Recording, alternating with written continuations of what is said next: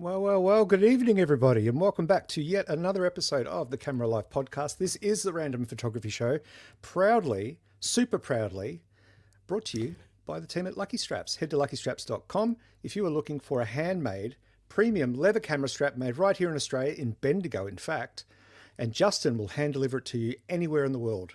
Did I read that right? I'll put it on my drone and I'll try and fly it to you, but it's got limited battery capacity and you have to keep within a certain range. But anyway, a bit limiting for people. But anyway, we'll work something out. Maybe we'll use the mail. Who knows? Yeah, that could work. Yeah, we've done it before, once or twice. But head to luckystraps.com.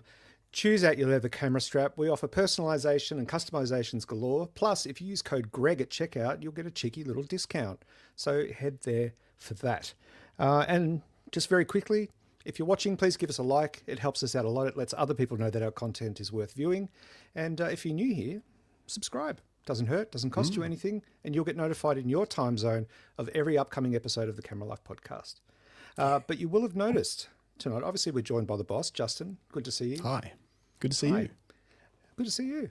And speaking of people that are good to see, we are joined once again as a co-host, not as a guest, co-host, Adam Edwards. G'day, mate. Hello. Yeah, how you going? Welcome back.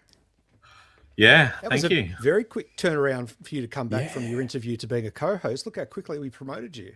It feels like it was weeks ago. Well, you've been doing cool stuff. You've been busy. You've been fairly busy. It was months ago.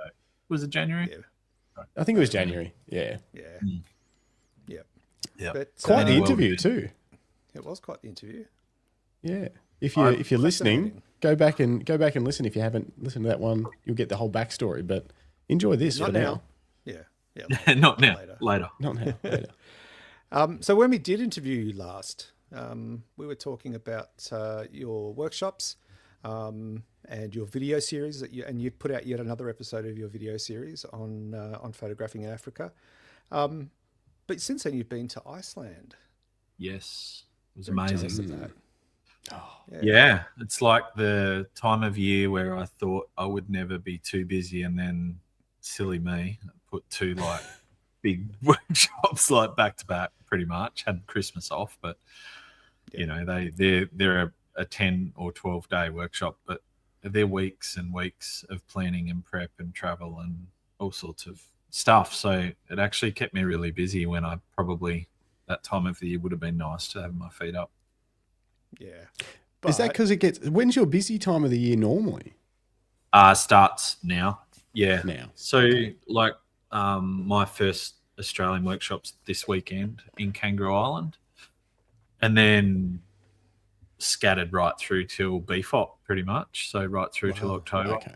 Yeah. Just trying to make use of the more palatable weather and shorter days as well. Like, you know, you have pretty long days during summer. Yeah. Where's everybody out? Yeah, doing sunrise and sunset in summer is pretty rough. Yeah.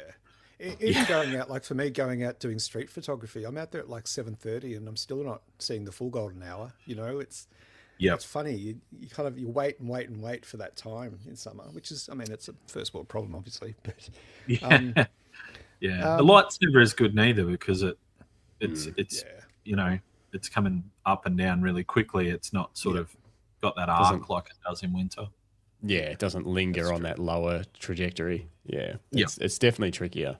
I know that with my mountain bike shoots, summer's always just tough. The light's just harder, and we're up. If we're going to shoot in the morning, you're up at 4 or 5 to get to the location and driving in the dark and stuff. And then if you do them in the evening,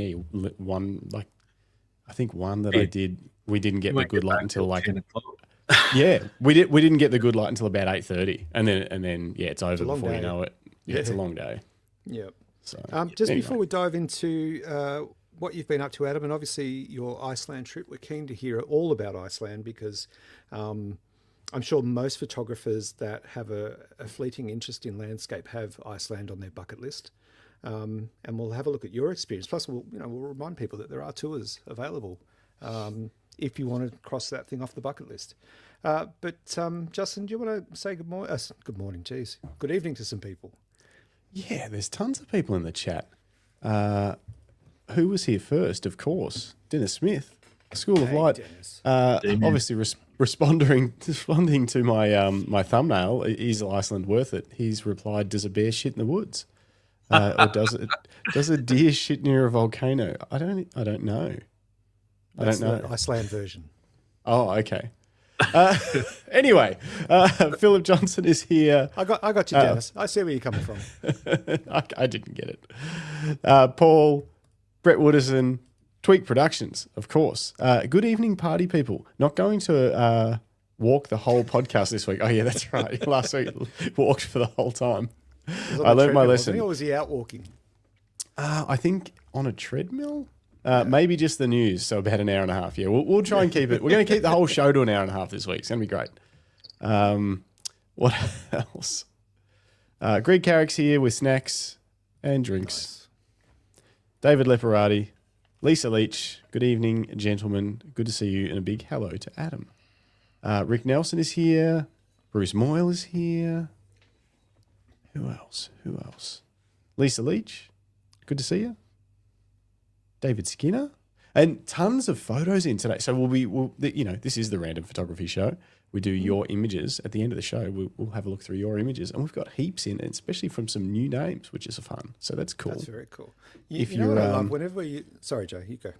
Oh, just that for the people that haven't sent any photos in before, it's simple. Just email them to me, justin@luckystraps.com.au, and they'll go on next week's show. So do that if you're listening later or if you're listening now.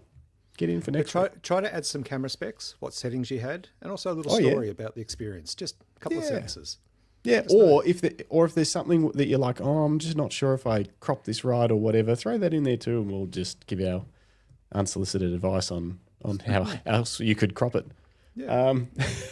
Gareth Davies, LTK, good morning from North Carolina, 4:30 a.m. NC. Yeah, North Carolina. Wow. I think so. That's commitment.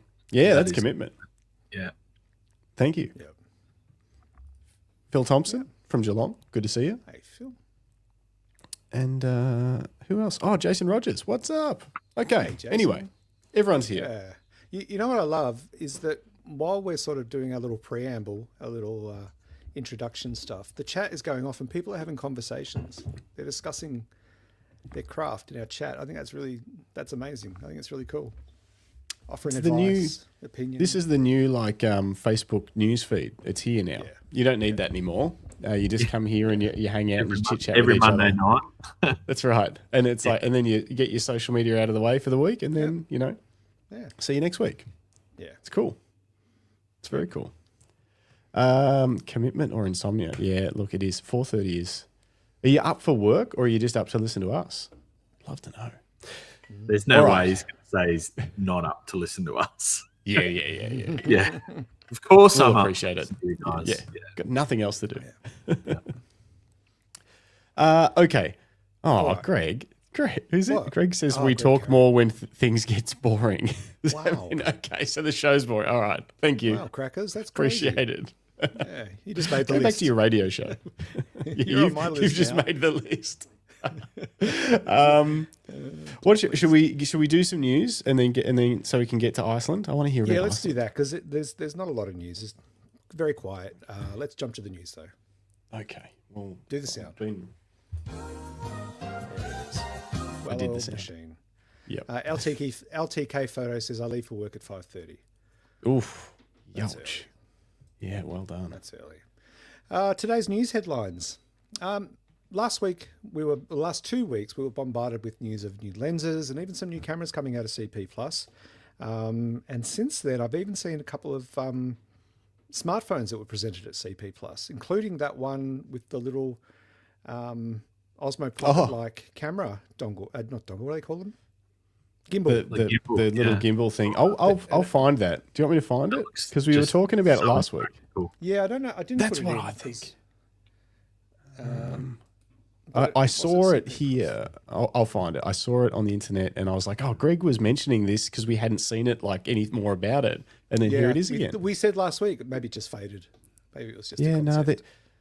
They had a working prototype by the sounds of it. Yeah. There we go.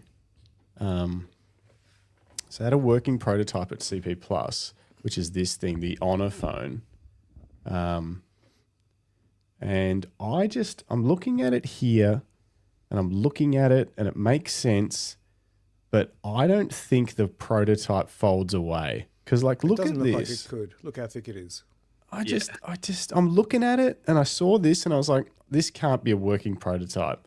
And then this is it folded away, and I'm like, I don't see it. Yeah. I'd need to feel one in person to believe that this actually folds into that spot. Yeah. Do you reckon? Yeah. It feels a bit. It's a lot of magic. Yeah. And obviously they believe that they can do it, but I don't know how far off they think this is. Yeah, don't know. Yeah, I don't know. I just don't think. Do you think it's even needed No. on a 100%. smartphone? I think it's a gimmick. Like, how good a video are you going to be doing? And does it need a gimbal stabilized? Like, the mobile is so good at stabilizing anyway. Yeah. And the Osmo Pocket 3 is way better than a phone, but it's got a way bigger sensor and camera than this does. Like, this can't be that. It's never going to be as good as that. So it's like and a phone is pretty close to the Osmo Pocket 3. I don't think there's a big enough gap in there for this to live. It's just weird. No. Yeah. And it, it's perched. It's like Greg said, highly breakable. It's perched on top of a phone. You know, what happens when you bum dial and it tries to open the camera and it's in your pocket? Open up. Yeah. I don't use my bum to dial. I use my fingers, but I've got a pretty precise bum, so you know. I'm imagining this like. Do you remember like the Nokia like 3310s and stuff? Remember when you drop your phone and it smashes and you're just really sad because you know it's going to cost a minimum of about $600 to get the screen fixed. Yeah. But back when you had a 3310, you'd drop it and the back cover would go one way, the battery would go another way. Yes. Like the phone Every would time. just disintegrate. But then you put it back together, it was okay. Yeah, It was just crazy. Mash it all back together. Yeah, But it was almost like they designed it to spread, you know? Yeah, 'Cause like every crumple time that zones in a happened- car. Yeah. And if you were especially clumsy, the SIM card would fly out. Yeah, big it ones. was. So I'm wondering whether this gimbal will just come into 5 different pieces when you drop it to the ground while the gimbal's out. Anyway, apparently coming to the market at some point in 2026, starting in China first. Yep. And That was AI, cool. AI will be So a big part many of of it. them in China. Yeah, just because it's a different type of thing. Yeah, and just like there's just a massive market, and they're always like phones are so big in content production. I think for those sorts of countries, like Yeah, they are. you know, I'll bet you they have a proprietary selfie stick to go with the phone. Probably. Yeah. Imagine that. Yeah, And that's on a gimbal Like, too. yeah, it doesn't work on the gimbal unless you use our selfie stick. Yeah. I mean, look, custom. Yeah. If they just made the camera on a gimbal that plugs into the bottom of a standard phone, that would be a different thing. But it's a big leap for people to go from, say, you know, especially if you've been with Apple or Samsung forever, to then trust in this other brand. It's weird, isn't it? I guess it may not even come to Australia. Sometimes these products don't even leave Asia. Yeah. So, Yeah. Cats and Ellenbogen. How thick will it be is my question. Yeah, I mean, it doesn't look that much thicker than an iPhone, but it has to be. Yeah, for sure. Anyway, we'll see. I just want they've my got phone it to next- answer phone calls. Yeah, me too. When I'm on the podcast, all I want, kids, I just want the Roadcaster to work. I want to be able to pick it up. Just the Bluetooth. It's the dream for the Bluetooth to function. Dennis Smith says, drop your Nokia magnitude 3 earthquake. Yeah. Yeah. All right. All right, let's jump into the so news. the actual news. The actual news. That was just the precursor. Yeah. The sampler, the entree. Let's get to the main course. Peak Design have launched, they are launching 4 new travel bags, a couple of backpacks and a couple of slings. And once again, they've gone straight to Kickstarter to fund the project, or at least get some funds from the project and give back to their community. They've got a very strong Kickstarter community. who back pretty much every product they put out. They've done it this way since day dot, and it's working for them. Even though they're an established brand, they're obviously selling a lot of product because you see them wherever you go. Even students buy their backpacks, their camera backpacks for school stuff. But they've just launched this new one, 4 new bags, and day one they already hit over $1 million US. That's insane. It's crazy. And having a look at the tally right now, they're at just over 2 million Australian dollars. Oh, that's nothing. And it's still got 24 days to go. Yeah. Yeah, wow. They make And good so gear. they do make good gear. Their bags, like I won't talk up their tripods, but their bags. You don't like their tripods? Nah. No. Just not. Are they just too like more travel oriented? Like, what am I trying to say? They're not professional enough. They're a bit more just. They market them to like professional hobbyists and high end hobbyists, and that's even their price point is that. Yeah. But they're not. They're just simply not capable of holding like a full size mirrorless and pro lens, you know, which most people have that are buying these. Like I see it all the time on workshops. Yep. They're just, you know, they're great if you've got like a, you know, like a small all-in-one Sony or maybe even a really light mirrorless camera, but I don't think. Is it the head that's the issue, or is it the legs that just aren't? They're just not strong, not beefy enough. It's just the mixture. They're not particularly stable. Okay. You know, they do pack up really well and they have their advantages, but that's what they were aiming for, because you know all the original marketing materials. Look how small it is, and it was sliding into a bottle. Yeah. Like a drink bottle pouch on your backpack. That's what they showed off the most. Yeah. Brilliant engineering. Yeah. But, that's their like their big thing. Everything from the capture clip onwards, and even their camera strap connection system. Like there wasn't that style of thing didn't exist before they did it. You know, like it's everything they've done has been from a moving design forwards perspective. For sure. And that I use one of their bags for my the tote, just for my general computer gear and hard drives and just odds and ends. I think it's a great bag for that. You can just grab it and go. And before that, I had a Messenger. Yeah, they're good gear, great bag. I like their little Messengers. I think they were good. I used those for my Fuji kit originally. Yeah, they don't make one that fits a 16-inch MacBook anymore though. Don't they? In the Messenger bags. No, that's why I end up with a tote, because they replace one on warranty. That's the other thing. Their warranty is amazing. It had all frayed and stuff, and it was probably through use, but they replaced it. And I couldn't get a Messenger to fit the 16-inch MacBook. I had to get the tote. Yeah. So these new bags, I'm trying to figure them out. It's a very complicated Kickstarter, but they're very much travel focused. And while it looks like you can use them with camera cubes and stuff like that, they're not a camera bag, from what I can tell. They're more of just but it is good that they've considered that you can use their cubes if you want to. It's all modular and so I'll bring this one up here. So like this is one of them with the medium camera cube in it. But like even the camera cube doesn't fill the space properly. So it's kind of like which some would say like that's cool because you can put another little cube above it. But it's the one thing I don't ever want in the way I use my camera bags is things to be jostling. Like it needs to fit. If it's got a cube or something in there, it needs to fit in perfectly. And ideally for me, I want it to be like stuck in there or like secured in there somehow. Like I don't want anything that you have to constantly be fiddling with, to make sure it's in the right spot. But that's for a camera bag, whereas for a travel bag, being able to like plomp different things in there and reconfigure it, they look really cool. Yeah, they do look nice. Very cool. Anyway. Just a couple of quick comments about it. Bruce Miles in the chat, people. G'day, Bruce. My bag has been going strong for what feels like a decade, but it's almost end of life. No. here's a question you might be able to answer, Adam. Given your experience with travel, on the lookout for a good travel bag. Are they waterproof? Oh, these ones. What sort of bag do you carry, Adam?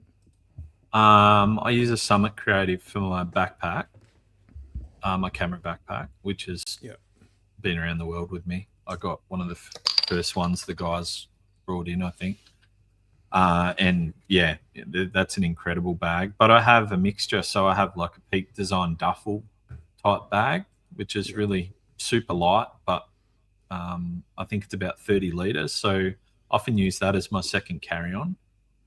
And I make it look lighter than it is, put a 400 2.8 in it or something like that. It's pretty crazy. But yeah, like these, I guess the thing with the Peak Design ones, they're probably not particularly waterproof. No, definitely not. Yeah. No, these Summit Creative ones are like, they're bomb-proof. They're really good. And they're really good value too. There's other brands that these guys probably took a lot of inspiration from. But the value for money is incredible. So these wouldn't be waterproof, but it looks like all of the zippers are very much the water resistant zippers. Yeah, showerproof, exactly. And you can tell the material that they're using is water resistant material. It's not just going to soak in the water. So this is probably from the look of it about as waterproof you can get until you go to an actual like dry bag or something like that. 100%. They come with a rain cover too. So I was going to say a lot of them do now. I've had mine in full on rain, and I've left it sitting on the side of a track in the rain, and like I've never had gear wet in it ever. And I don't. First thing I do with things like rain covers is chuck them in the cupboard. Same. I got 50 of them in my case over there. They never come out. I'm so bad for it. Yeah. No, I don't have time to put a rain cover on. Paul says my Mindshift backlight 26 has been great, over 10 years old and still rock solid. My Mindshift stuff has been unreal. Yeah, absolutely unreal, especially the rotation if it fits your gear. But these look really good. These the one I've got up on the screen at the moment, Summit Creative 10. That's exactly the bag I use, except for I have the orange one. Is yours the 40 litre? 40 litre, yeah. It's a really good size. They do one above. Yeah, that's what I was going to say. They do one above, but that would definitely get you into like it's huge and it's not going to get carry on ever. And if you fill it up, you'll be struggling to walk. Yeah, not if you get measured. That's the thing, like I quite often I get lots of questions about taking gear overseas, and you kind of just have to go with what you need. And then if you get pulled up and weighed and you have to pay, well, one flight out of dozens is pretty good value, I think. Because I haven't paid for excess carry-on for, I don't know. I don't think I have in the last 5 years. Just make it look light. Yeah, exactly. You got to make it look light. It's got to act natural. And don't fly Jetstar, because they weigh it just so they can charge you for it. Yeah. Exactly. Let's move along to the next story. We are looking at a naked Sony, a 600mm GM lens. I thought this was just interesting. We can have a quick peek of it, and I have a comparison photo to another product I think it looks like. But can you bring that one up, Justin? I'm coming. Anytime you're ready, boss. I'm going to make you run the back end one day. You'll be like, which button do I press? There it is. Got it. Okay. So this is what a lens looks like without any of the stuff. Well, that lens in particular. It's a bit of a beast. But let me just bring up this photo quickly. Oh, apparently you're a bit quiet, Greg. Oh. I'm going to edit your mic settings. I'll sort this out. Unless that might... It's all plugged in. No, it's just you're a bit quiet. I'll crank you up a bit, but maybe just go a little closer. Bring it up. Get it in the beard. Thanks, mate. So yes, Paul says looks more like a jet engine, and I found a comparison shot. Can we swap screens? I've loaded one there, ready to rock. Justin, can you see it? Yeah, I've got to take mine off to be able to do that for some reason. These are SpaceX, they're fancy rockets. This is one of their engines. It looks like one of them. Maybe that's how they do it. What are they called? They're Raptors, yeah. Yeah, there you go. Naked Raptor, naked Sony. Anyway, I thought that was funny, but that's just my humour. They're nearly the same price. Very true. How much is a 600 GM worth? That must I don't know. Probably 16 or 17 grand, I think. Yeah. Crazy. About the same price as my Nikon 600. Youch. Yeah, that's huge. Yep. Let's jump to the next article, boss. TD Artisans announces a new 17mm tilt shift lens for Nikon, and I also saw it for Sony. What are you doing, boss? That's a camera bag. I'll switch You it. okay? Oh. I'm good. That was an ad. These ads pop up on because you give me the rumors. You give me the rumors sites, and they give me the ads. Sorry, they're terrible. And here we are, a tilt shift, GFX Z RFL. Oh, interesting. Everyone can play with it. They can. Ooh. Anyway, tilt Quite a shift's big lens. Yeah, it is big, isn't it? It would have to be to do an image circle big enough for a GFX. Yeah. Interesting. Dennis Smith. Yeah, it's a beast, isn't it? Is an exciting. It is. It's pretty cool. You have a lot of fun with something like that. Right. Let's see how much. Pre-orders are now open at B&H. Let me just have a quick squeeze at the price. Weighs about a kilo. 550 US. That's very tempting. It's about 3,000 Australian dollars at the moment. Yeah, exactly. Plus shipping. Yeah, which will be going up with our fuel prices. Day by day, it gets more. I'd be interested to see for that. That's a pretty good price for a tilt shift lens. There, historically. I'll have to check on this. Greg Carrick says the GFX version doesn't tilt or shift or something. It's just so it's just a 17mm. Yeah, I was going to say, is that true, or is he making a joke, or is that true? The GFX thing doesn't like it's got less functionality. Where is it? No, they both have tilt shift ultra wide. Yeah, it says it's got a larger image circle. Larger image circle than that of a medium format lens. Right. Yeah, maybe it's cropped a little. Don't know. Very cool either way. Yeah. Super interesting. Okay. Yeah. What else we got? I'll try and pull it up in a speedy pace. Okay, Harman launches Azure, a kaleidoscopic film that switches the colours around. What's the deal with this? Given your current foray into film photography, I thought you'd find this interesting. A bit of a fun product. The headline. I was like, what is that? What does this mean? It switches the colours around? Yeah, and apparently even in post, depending on which scanner you use, obviously after the film's been developed, it can change the colours as well. I was reading in the article. Oh, here we go. Look. A Fujifilm scanner will... What's that? Yeah. Is that an ad? Hang on. I'm looking at this. Why didn't you tell me it wasn't up? I'm like, look, a Fuji scan and then a Naritsu scan. Yeah, different colours completely. Yeah. That's just from the scanning process, which is really interesting. Bit of fun. Little cheeky little colour play there. I don't think I don't think I like it for portraits. I think it's it's interesting, it's artistic, but I think if anything, it'd be fun with landscapes, just to see what it did. And architecture. This article on Petapixel, this film is perfect for someone. While my decision to bring Harman's Switch Azure to a soccer game was, in hindsight, not my best idea, I can see this working at a music festival or something. It would be... Yeah, it is. It's really interesting, but you would have to experiment to see what it would work with. Yeah. Yeah. Okay.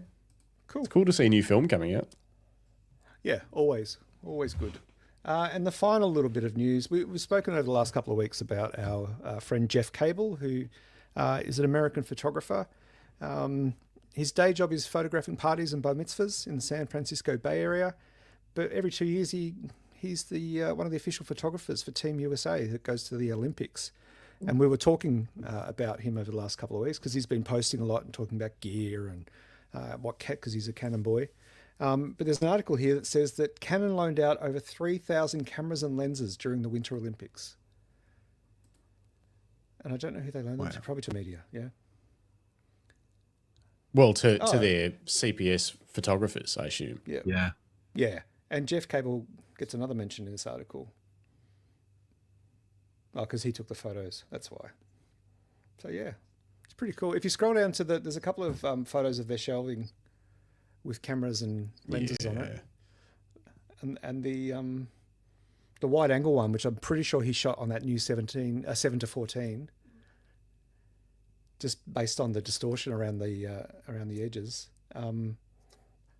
Amazing series of lenses there, just ready to go. Just a few bucks worth, Just a few. Just a couple, especially down in this bottom right-hand corner. Yeah, that's where the money is. They can't even fit on a shelf. They're so big. No, just put it on the floor. Yeah. Also, just quietly, I've seen these shelves before. They're shit. Have you ever had one of these plastic shelves? They're plastic shelves with plastic legs. You should not put anything on those shelves, let alone all of that. They're the worst shelves anyone can buy.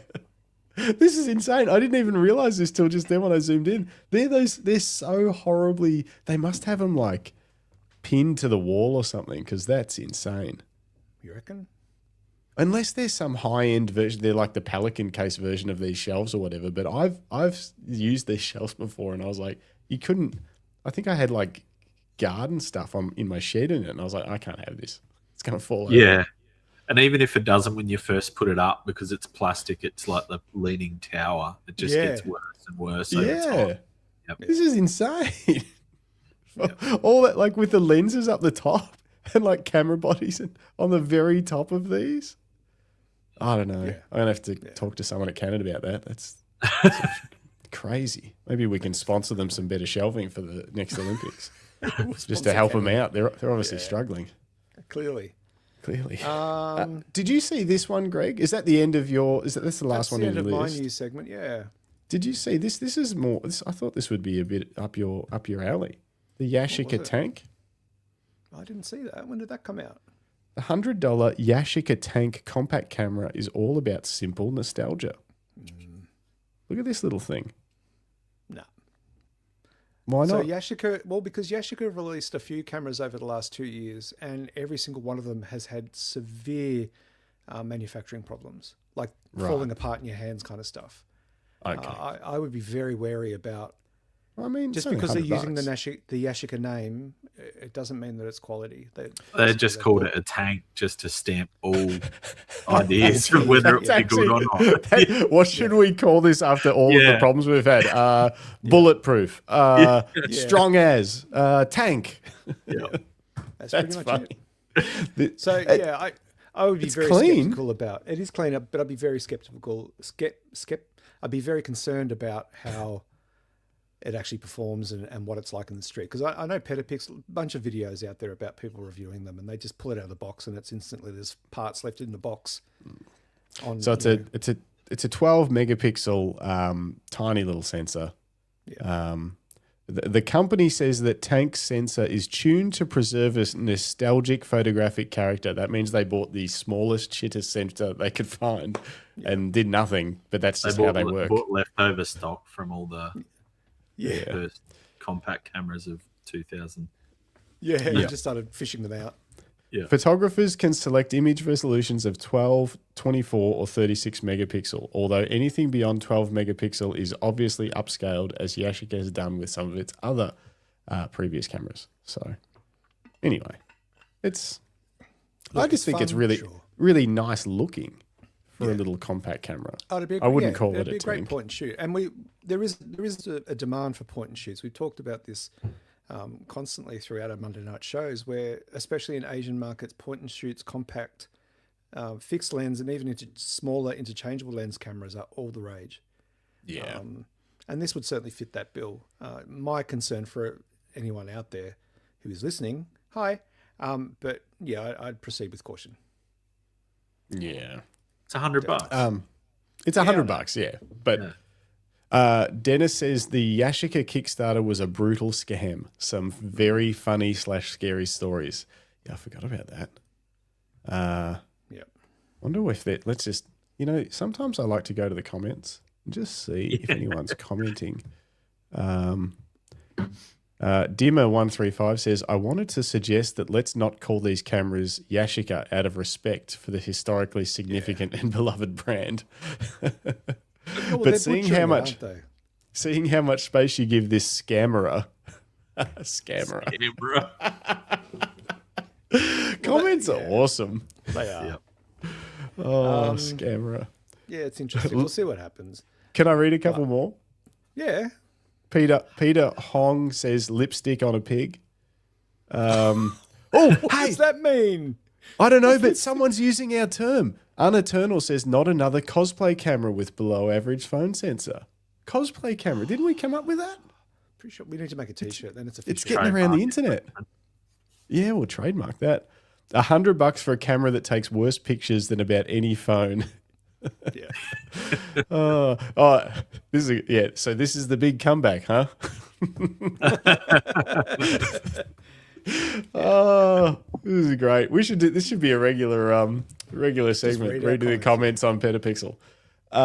Speaking of which, someone David Leparati says, did you see the Petapixel article, the disturbing report that says workers are watching private footage taken on Meta smart glasses? Did you see that, either of you guys? Yeah, I did. I heard something about it.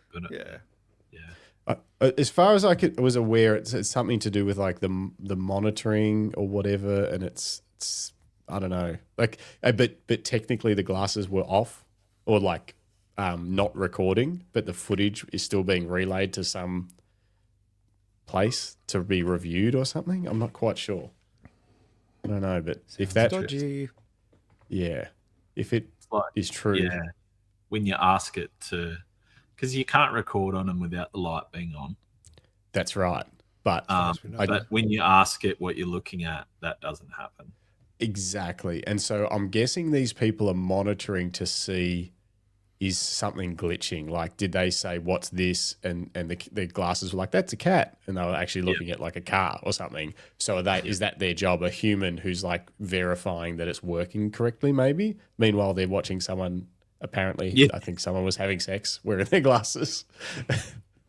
That's the word on the street. Their own. Oh, I mean, the glasses were off, but maybe they just thought they looked cooler.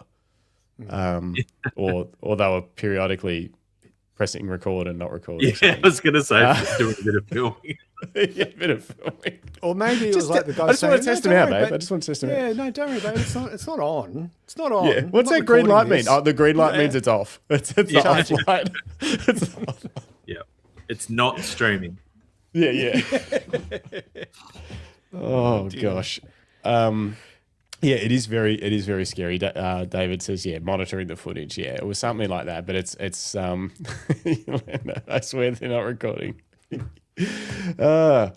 It's going to be a huge issue as the wearables become more.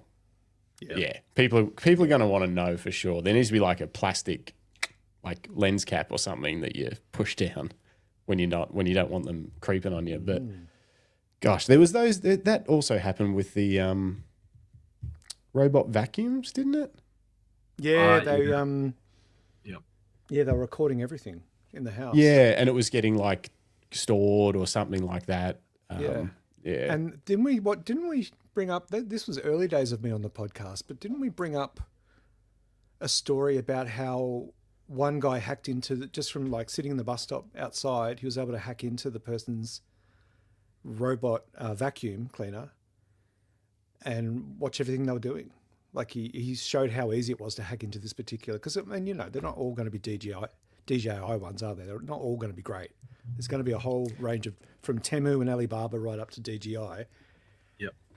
And people are hacking them, and because they've got cameras on board and sensors. Yeah, people were like using them to spy on their partners and all sorts. Really? I read an article. It's like helping some guy like in his coercively controlling relationship, like because with a robot vacuum cleaner. Yeah, just send it out to see what his partner was up to during the day. Yeah. Oh, that's so dodgy. And she's just thinking, oh yeah, it's cleaning the living room again. Wow. Yeah. Oh, it's really doing a good job today. It keeps following me. Keeps following me. Oh my, that's scary. Yeah, it's pretty wild. Yeah. Paul seems to know all about it. That's concerning. Says you can hack the vacuums using Wi-Fi from outside the property. They're like modems. People don't change the default passwords. Ah, I see. Yeah. And David says apparently a guy using a PlayStation remote accidentally accessed 5,000 robot vacuum units around the world. Yeah. Wow. Hey. Oh dear. I don't know. It's crazy stuff. We'll keep an eye on it for you. Just before we wrap up the news, 5 videos I encourage everyone to go out and watch, apart from ours, of course. There's hundreds of them. But first and foremost, Adam Edwards has just released ranked 5 safari park. I ranked 5 safari parks, not me. Adam did. I ranked 5 safari parks in Kenya for photography. That's only a few days old, isn't it, mate? Yeah, 4 days old. Yeah, Yep. It's kind of the culmination of all the other episodes. So you can go back and watch them. It's been really popular. So I like the thumbnail on that newest video. I haven't had a chance to watch it yet over the weekend, but the thumbnail grabbed my attention. Yeah, I thought it might be, but it had the left, right, like 2 different color thing and stuff. It's if it works, if it gets people. I mean, I've been enjoying toying with that part of YouTube and all of that stuff, just like what will get people's attention, but then obviously then holding the attention, because if you just got good thumbnails and you clickbait people, you don't achieve anything. But I've really been enjoying that, and just some of the amazing conversations that have come off the back of that, feels a bit more hearty than the other social media platforms at the moment. Yeah. No, that's good. Well, I mean, at least with YouTube, you have complete control. Yes. Of the message that you send out, how you're sending it, where and how people can view it, and people can find it easily enough. Whereas other social media, well, let's face it, Instagram is terrible. I rarely see images from my community. Yep. It's crazy what it keeps feeding me, and I keep retraining. We talked about this last week too. Keep retraining it. And it just keeps pumping me full of America political content. It's like, come on, there's got to be a better way of this, Yeah, it's one of the, I think when I was on my way over to Iceland, I was on one of the lives and Dennis and I were talking about it in the chat. Like the way I see it is just keep it as simple as Instagram and YouTube, right? Instagram's meant to be the platform that was always based around photography. What's happened is they've just seen dollar signs and they want views, and the reason they want views is so they can sell advertising. And what happens is, like, the average view time for a photo on Instagram is like 1 point something seconds. Yeah. So you can go out, you can spend hours in the field to wait for the light to take the photo, then hours editing your image, and then put it up on Instagram, and someone's going to see it for less than 2 seconds. Yeah. And then we'll go back and we'll be like, oh, it didn't get as many likes as my last image. Maybe I do need to buy a GFX, because we're just, maybe that will be the difference that will capture someone's attention, and then downscale it to fit on a phone screen, and they'll watch it for 1.6 seconds. But we somehow convince ourselves that our gear's not quite good enough. That's it. It's a crazy world we live in, and I think we've spoke about it when we did the interview, but that's why I'm pushing into doing video stuff, because if someone decides to watch a video, it's not about the video. They come and choose to watch what you've got to say. And a lot of the time that's just about the photos, or people are going to spend the time because they've committed to watch it and not just flick past it, and miss it or not get shown it. I think the other thing with YouTube is there's a takeaway usually for the viewer of some sort. Like with your videos, obviously they're going to get educated on hopefully being able to do their own great African safari trip one day. There's a full takeaway with that, plus some entertainment, plus see some cool photos. But even with Nick Carver that we had on, who does a lot of come and shoot with me videos, where he's not, you're not sort of going to go and shoot that same subject or something like that, but you still usually take away something from his journey to shoot that photograph. Whereas just seeing the photograph on Instagram, maybe with a caption or something, you don't get as a viewer, you're not sort of coming away with an experience or more information or and the photos are just not displayed big enough for you to really appreciate them for what they are. It's just, I don't know. For me, Instagram has just become like a social media version of a baby rattle, like a distraction, because just this whole doom scroll thing that, I call it that too. And I watched the behavior of the kids here in the house with me and Sash, and they'll get home from school overstimulated and they'll just disappear, just doom scrolling for 2 hours. It's almost like a self-soothing mechanism. It's not really, like what Adam said, it's not really what it was set out to achieve. It's become something much, much worse. So anyway, sorry, the 5 videos. So yes, Adam Edwards is obviously the first completely one off track. I know, I know what happened there. I just came to. Brett Wood has put out another video last week, how to edit waterfalls, which is really cool for any of you folks. It's a great get video. Out and get out and love to shoot waterfalls. I know Lisa Leach loves a waterfall. Definitely worth a look. Crackers Greg Carrick, he's putting out a series on YouTube called Photography Show and Tell. I think, Greg, you're up to 3 now, maybe 4. Can't remember. But go check out Greg Carrick's channel. Pete Mallows has been doing some phenomenal concert photography. Of course, Pete's in Tassie. We won't hold that against him, but he's been doing some point of view music festival photography and he's loving it. I've been having a chat with him along the way and he's really invested in that, which is amazing. And he has recently upgraded his gear. So there's that too. And finally, Julie Powell, friend of the show, she continues to dominate YouTube. She's putting out 3 or 4 videos a week. I don't know how she finds the time. But it's all really down to earth. It's a lot of work, but it's all down to earth. Really informative, and it just makes it feel, what Julie's like. It just makes it feel like you're being guided softly along through a process. And I think that's wonderful. So well done, Julie. Well done, everyone, for continuing to create content on an ongoing basis. I'm sure it is, as we find here, it can be hard work. It's easy. When you don't have to edit do anything. Yeah, exactly. All right, quickly, before we finish on the news and get into Iceland, someone said, here we go. Okay, first, couple of things. Paul said, discovered a PBS channel called Outside Beyond the Lens, a fantastic 2-part series on photographers climbing mountains in California to snap fighter jets as they zip through the valley below. And it sounds like that is approved by the David Leparati. So probably great viewing. If you can track it down. Sounds like, is that on YouTube or is it on a PBS channel? I said PBS. Do we have PBS in Australia? Do we get that on any streaming platforms? No, didn't think so.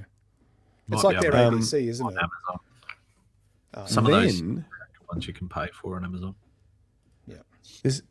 There's a little bit of Paul says, Instagram is a write-off. I'm starting to refresh my Flickr account. And Craig Murphy says, yay for Flickr. Did you see this? Hang on. Flickr announces 3-day immersive in-person photo festival this year called Mode. Flickr are running a 3-day festival September 18th to 20th, 2026 in Minneapolis, Minnesota, in the US. It's a citywide gathering to bring photographers out from behind their screens into shared physical spaces for workshops, exhibitions, photo walks, and live music. I just thought that was very interesting that Flickr is, I don't know, are they going to try and do this in more spaces around the world? Are they going to try and revamp Flickr and bring it from what it is now, which is, I don't know what it is now, but back to the front of photographers' minds somehow, or I don't know. Well, I hope it's that they're hearing the cries of photographers over platforms like Instagram. That it's not like we've always, like I've said a few times, I won't, we work for it now. It doesn't work for us. We're feeding its algorithms with our eyes, and advertising and all that stuff. And I'm not against companies doing advertising. We do it at Lucky Straps. It's a core part of running a business. But the stuff on Instagram just feels, invasive. The level of it. Agree. And the fact You're and the just a cog in the wheel. yeah, exactly. And if you don't keep your eye on it and keep training it with the sort of content you want to see, it just starts showing you whatever it thinks you want to see because of your demographics. Yep. You know? Yep. Anyway, that's enough about that. Okay, we'll move on. Quickly first, PBS YouTube channel. Okay, so we can get on YouTube. Perfect. On YouTube. Cool. Beautiful. Nice. Cool. All right. Let's move on to tell us about Iceland. Yeah. What was it like? Was it icy? Just tell us everything. Unbelievable. No. How long have you got? Well, let's set the scene first, Adam. So you hadn't been to Iceland before. Nope. This was your first time to Iceland, just for your own reasons, but also you ran a workshop and a tour to Iceland. Yeah. That's pretty ballsy.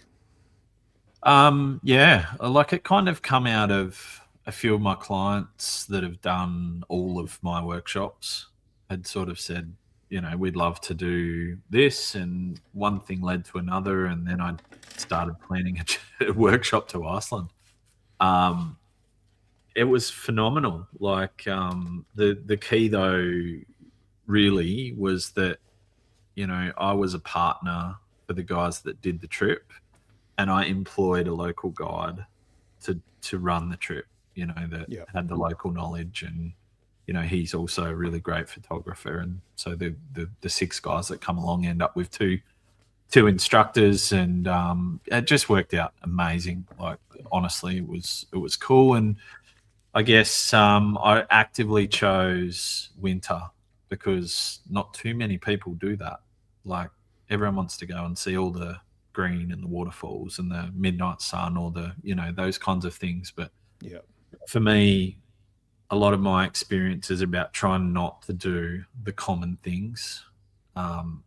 Whether it's here in Broken Hill or whether it's anywhere really, it's about trying to offer people an experience that isn't an off the shelf, you can go to it with any one thing. So, and it worked out like phenomenal. But I reflected it was probably 2 years in the planning when I first started having conversations with the guide. Yeah, very cool. Yeah, I certainly agree with that. The way that you approach your craft and looking for delivering something unique for your clients. And if people go back and watch the Kenya series that you've just recently wrapped up, that's evident because you talk about what to avoid and what you guys did with your groups when you were out in the field to deliver that unusual or that exciting and authentic kind of experience without having to do with crowds or competing tour groups and all that sort of stuff. I think it's a really refreshing approach rather than just doing the trope of we go to this park and then we go to that park, and you really mixed it up, which is great. If you want to go to Iceland, do all the popular things right, you just need to do your research. Like a lot of those popular things that you see a lot of are all very accessible. You don't need a special guide to take you there. You don't need, someone with local knowledge. Like if you want to go to Diamond Beach, you just put it into Google Maps and rock up with the other 400 people. Like we still went to that, but we spent 8 days before we even got there in the north of Iceland on farm stays and into a little harbour town as far north on the mainland as you could go. Wow. Shot buildings, like just we really wanted to do the things that people don't just do. And for most of the trip, we hardly had tourists at all until the last few days when we got down to that busy south coast area. Yep. So because that's been the common thing is that it was this insanely beautiful place, kind of a dream location, but over the past, I guess, decade, maybe 15 years, it's gone from sort of this far-flung destination to millions of tourists everywhere, so busy that people feel like it's not quite as, I don't know, majestic as what they were expecting. But is that because they're just going to the close by, easy sort of hotspots and not venturing further out like you did? 100%. We went to places that were just incredibly beautiful. And there were times where if you look absolutely as hard as you could, you might have been able to see 10 other people. Like, you know, that doesn't happen in those busy places. Like the car park at the Glacier Lagoon can probably hold 100 cars. And when we were there were 100 cars there. Okay. Yeah. Like, yeah. And you know, it is completely different based on what you do. Yeah. Which is no different to like New Zealand. The tourist trail on New Zealand, it burnt us out a little bit when we were there. And we had to start just driving down side roads looking to find local like towns that weren't part of that, you know, sort of through when you drive from Christchurch down to Queenstown on that main tourist road. And get close to like Mount Cook and everything. It's pretty, it can get a bit, you feel like you're not out in nature. You just feel like you're going from gift shop to gift shop. Car park to car. Exactly. Yeah. Car park to car park is a better example of it. Yeah. Okay, you go to the Great Ocean Road, it's the same thing. Yeah. Yeah. Yep. It's not on the same scale. I would say it's busy there, but it's not like Iceland. It is at a whole other level of busy. Of busy, really? Yeah.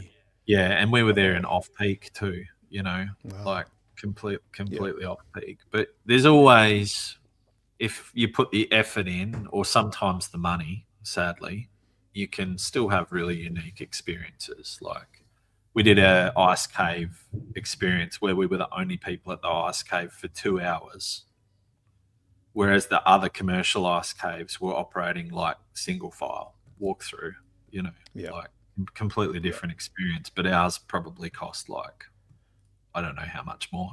I'd hate to work it out. But it was a premium. Yeah, if you want a premium experience that's above the normal, then it's a premium rate. It's, you know, we chop it in and chop it out. Like it was pretty special. Like the whole thing was really special. I've got a question about your experience. Let's put your guests aside just for a moment. What was your first impression? You know, you're a boy from Broken Hill. You're used to hot, dusty, red sanded areas. And you land in Reykjavik, I assume. Presume. What was your experience getting out of that airport?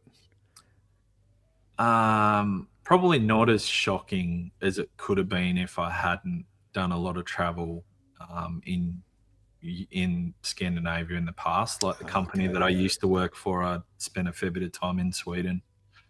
Similar climate, you know, similar sort of culture and things. I just love those things though, right? Just being completely gobsmacked by whatever it may be, good, bad, or indifferent. It's like this adventure waiting to happen.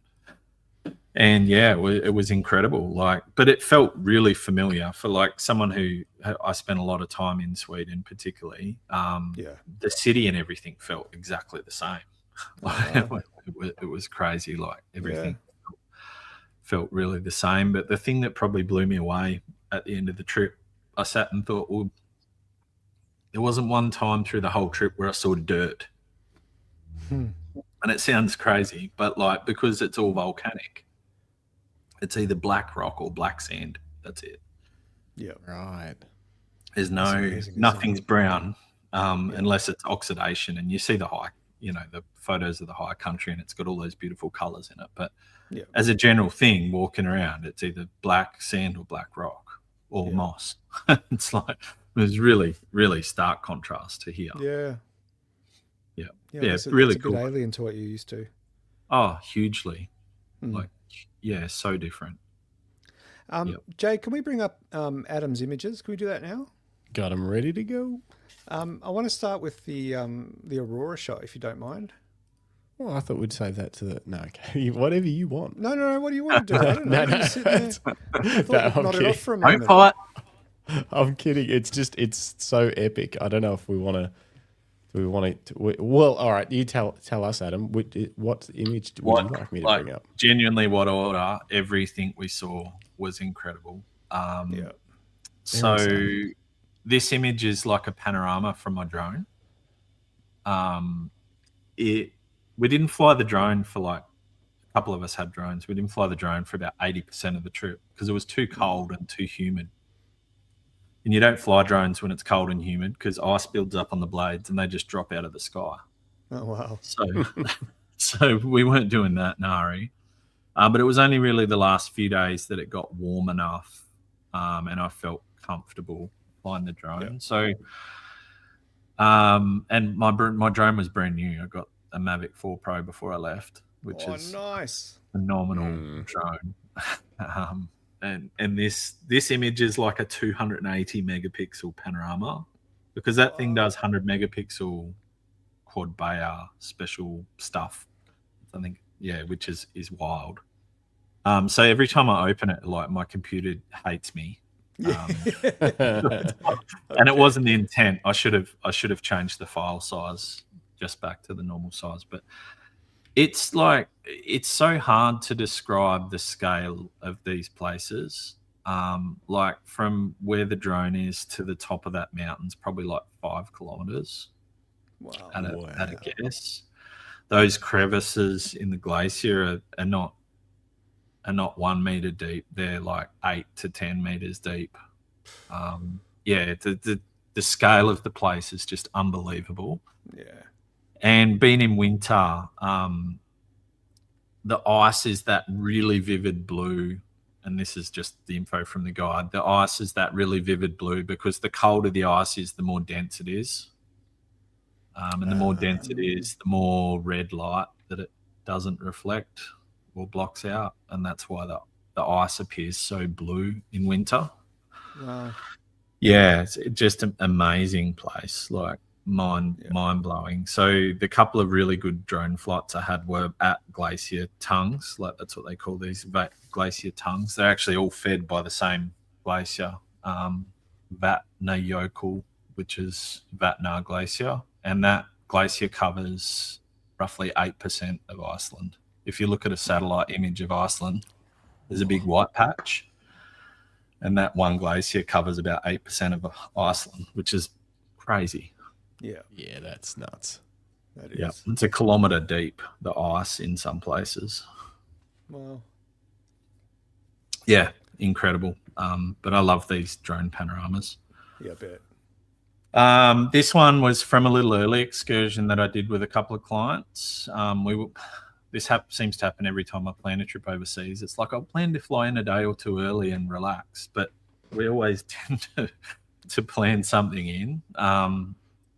So one of the guys on the trip wanted to do a helicopter flight, and then one thing led to another, and I spoke to our guide, and he recommended this heli company to take us over like the river outlets, and in summer these would be the braided rivers that you see lots of photographs of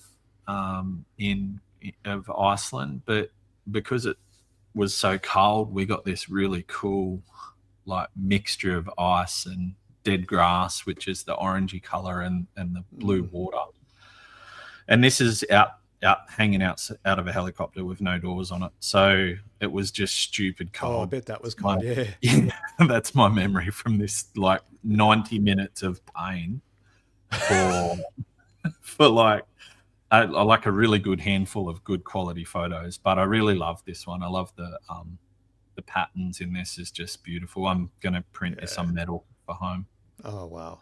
Hey, speaking of hanging out of helicopters, Jason Rogers asked this question a little while back, but how did the gear hold up in that sort of cold? But did you notice any issues with your gear? Surprisingly well. We were there. I was on the ground there for about 14 days, and it didn't go above zero till the day I left at all. It's like, but there was times where we were in minus 20, give or take, and I had like ice on my eyebrows, and my gear was phenomenal. I don't know why. I do know why. When I go out on a workshop, like I do take images, and it's either for one of two reasons. Like in this instance, it's crazy and it's amazing, and I want to get a couple of shots. But a lot of the time I set my camera up so I can work out what everyone else needs to do, and particularly on a trip like this. So there's actually a shot in here of the waterfall that that I'm thinking about. But we went to this waterfall. It's called Waterfalls. Incredible. And we were there for a couple of hours in, and it was minus 18, 20 there. I look back at my photos. I've only got about 10 photos from that. And I know the clients have many, many more. But I'm really good with battery when I'm out in the field, because even when I'm shooting by myself, that's it there. Yeah, hold on. Even when I'm out in the field by myself, like I shoot a bit more like I'm shooting film. I don't burn batteries, particularly. But what I would say, without putting on my Nikon hat, is the modern Nikon cameras are really good with battery, like surprisingly well. I didn't change my battery at all. I just charged them every night, and I had plenty of spares. Yeah, but the gear was fine. No problems at all. It was amazing. But yeah, this waterfall's called Godafoss, Waterfall of the Gods. We were there probably with 20 other people max. Like, really, really unique experience. Yeah. It was snowing on and off. It was stupid cold. And then we got that beautiful little blush of setting sunlight, which really changed the whole thing. And we could see it was going to happen, and we sat and waited for it. But yeah, scenes like this are just everywhere. That's the thing, like you just, This is beautiful. I would be, if I could go to Iceland and find things like this, even if you've got to brave the cold in winter to do it, but where there's not yet 100 cars in the car park kind of thing. This is a dream. This photo, as soon as I saw this photo when you sent them through, I was like, holy crap. I don't think I've seen a photo like this from Iceland personally, because I don't go hunting for lots of it, but it's not one of those shots that you see pop up on social media when someone goes to Iceland. You know what I mean? Yeah, for sure. And it's because it's not particularly easy to get to this time of year. Like, this is fairly far in the north of Iceland. Yeah. There's not heaps of obvious things around it. Like, you really need a local to be dragging you around and taking you to the cool places. Yeah. And there wasn't a single other photographer there. It was just tourists while we were shooting sunset. Wow. Yeah, and it was beautiful. Did you need to have one of those giant cars with the giant wheels to get around to this sort of stuff, or was it just a regular four-wheel drive? If you knew what you're doing, you'd be fine in a normal car. But our guide has like one of those massive, like Ford it's like an F350, but it's a van. That's an E350, an Econoline. Oh, sweet. It's got like 38-inch tires on it and like a 10-inch. Oh, that is awesome. Such a beast. Really cool. Yeah, it was so good. And we put lots of fuel in it, man. Like, it's like, I bet. It's like, do we need fuel? Yeah, we always need fuel. Yeah. Always. Yeah. But that was, that was just peace of mind. You're with a local who's been in those conditions his whole life. Because a lot of these roads where we were here don't get cleared regularly. So some of these roads you were driving an hour or so on snow, like it hadn't been cleared. You were just on the snow. So to have a local, but with a vehicle completely capable of it was peace of mind. There wasn't once where anyone felt a bit sketchy. Yep. It's amazing. Let's jump to another image, Jay. Cool. All right. Well, let's go to actually let's just go across. Let's go to the ones that I missed. Yeah. Another like beautiful. This one was Barnafoss, which is translates to Children's Falls, and it was like every winter wonderland you could ever even imagine, all in one place. Like, it was incredible.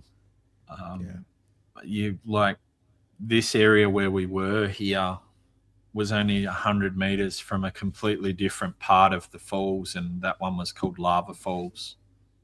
And the images from those two places, like 100 meters apart, you wouldn't even think they were taken on the same day, let alone 10 minutes from one to the other, even dawdling with your camera, which is one of the takeaways that I got from Iceland, is like, from one day you could get photos that you could tell people you took over the space of a year.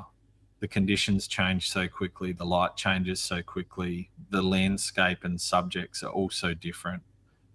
And sometimes you look back at your images from just one stop and you're like, wow, they don't even look like the same place. And this particular angle of this waterfall, you were kind of looking to the north, if that's right. Yeah, it must be to the north. So this never got sun, right? That's why it's so cold and icy, and in at that time of the year, the ice just grows every day. Whereas the other waterfall 100 meters back got daytime sun, and it's clean rocks and blue water and just completely different look. So yeah, this was probably one of my favorite spots for the whole trip, just purely because of how easy it was to shoot. Like, this is just on the tripod on a bridge that goes over this little thing. You don't have to think heaps hard about it. You just get to take beautiful photos and watch. Yeah, really, really pretty. Amazing. Yeah, sounds like a dream. The water's so blue. It's crazy when you think back to it. Yeah, this is another one that I doubt you'll see a photo of. Like, it's another little town that, our guide just took us to on a bit of a let's see what we find tour for the day. And I saw that church from afar and I was like, we've got to shoot that, because it's all corrugated iron and it's rusty and it almost feels like it should be here in the outback. Yeah.